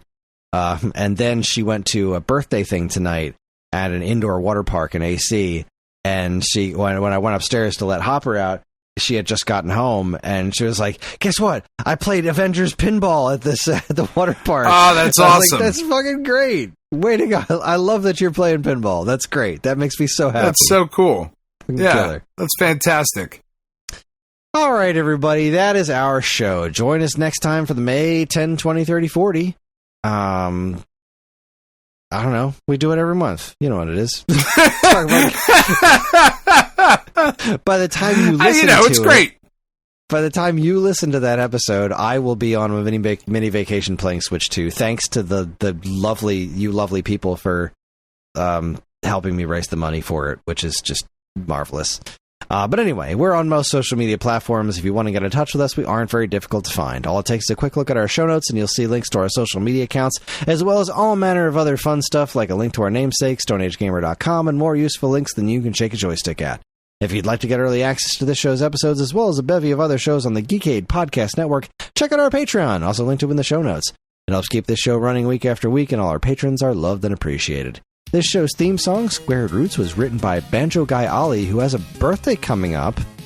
You can learn all about his wonderful music and more by following the link to his YouTube channel, also in the show notes. And finally, as always, we'd like to thank our intrepid editor, Evan, for making this show listenable for all you folks. And we'd like to thank all you folks for listening in the first place. That is it. On behalf of Dan and myself, keep playing games.